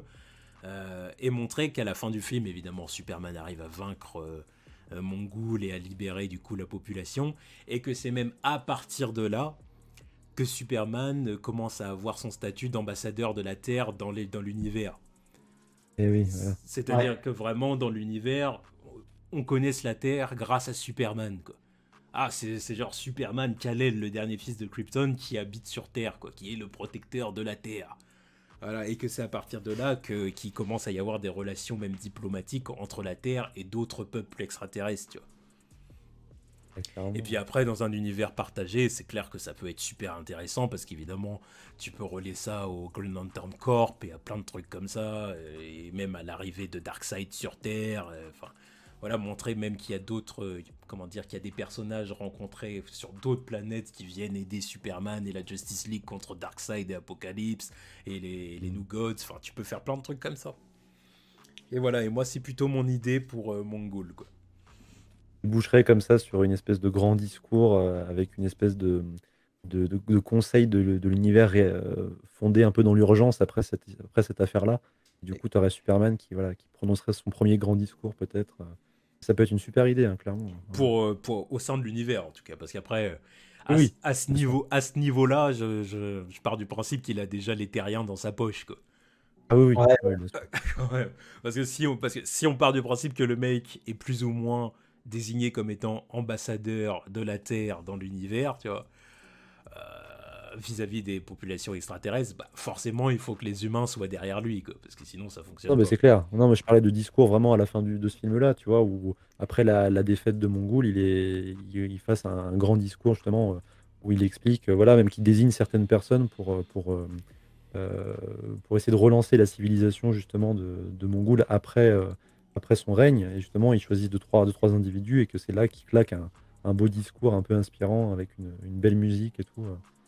Vraiment, ça peut être les prémices de ce que tu dis là. Je pense que ça peut être très Ce que très tu chouette. peux faire, c'est donc à la fin Mongul qui décide d'affronter Superman en versus. Parce que Superman, forcément, bah, il refuse à chaque fois de tuer ses adversaires. Donc ce qui énerve forcément Mongul qui se le garde pour un combat encore à corps. Et puis, donc cette espèce de résistance qu'a organisé Superman avec tous les autres détenus qui va commencer à s'organiser pour lutter de l'intérieur. Et puis le vaisseau de enfin le Warworld, pardon, attaqué de l'extérieur par le corps des Green Lantern. Tu vois. Et comme ça, t'as le corps des Green Lantern qui vient aider Superman, donc Mongul qui se fait assiéger à la fois par l'extérieur et par l'intérieur. Et puis à la toute fin, rencontre, je sais pas moi, rencontre de peut-être pas de Hal Jordan, mais je sais pas, de Tal Sinestro qui fait encore partie du corps des Green Lantern et qui vient parler à Superman et puis qui vient lui dire voilà, il y a une menace qui approche de la planète, Apocalypse, tout ça. Enfin voilà, tu peux faire, enfin voilà, tu peux creuser là-dessus quoi. Et voilà, exactement. Donc ça pourrait donner une très très belle histoire cosmique, quoi. En tout cas, ça pourrait être vachement intéressant. Encore une fois, une histoire qui mériterait de voir le jour au cinéma. Ouais. Enfin voilà, enfin en tout cas, on a terminé la liste. On a terminé la liste, hein. On a fait nos 10 ennemis. Donc évidemment, aux abonnés de nous dire ce qu'ils en ont pensé, aux abonnés de nous dire les idées qu'ils ont préférées et tout ça. Euh, donc donnez-nous vos idées vous aussi, bien évidemment. Et puis voilà quoi. Bah, nous évidemment, nous trois, on espère que ce genre d'idées verront le jour un jour au cinéma quoi. Ah oui, Ouais, malheureusement, gagné, mais on y croit. on y croit. Même si c'est que dans 20 ans. Faudrait qu'on soit là J'espère que encore, ce sera avant j'espère. que je crève quand même, ça serait bien. Ouais, voilà. Ouais, ça serait bien. Ouais, ça serait bien. En tout cas, merci à vous les gars. Merci à Ah, vous merci à toi. d'avoir fait vos devoirs et d'avoir planché là-dessus, hein. Ah, merci à toi pour l'invitation. Mais de rien, Un mais de grand plaisir. rien, mais de Un rien. exercice très sympa. Ouais, oui, bien sûr. Bah, de toute façon, voilà, hein. On refera d'autres vidéos du genre sur Superman, hein, bien évidemment, bien évidemment. Avec plaisir. Voilà, on fera, Ouais, comme je vous avais dit, on fera peut-être un live pour parler plus en détail de toutes les idées qu'on a données là. ouais, Et pourquoi puis, pas. bah voilà, Avec hein. plaisir. Pas de souci. Donc en tout cas, bah, merci à vous les gars, et puis les abonnés, à vous de jouer. Dites-nous ce que vous en avez pensé, et donnez-nous vos idées vous aussi. Allez, tchuss! Salut tout le monde. Bonne soirée.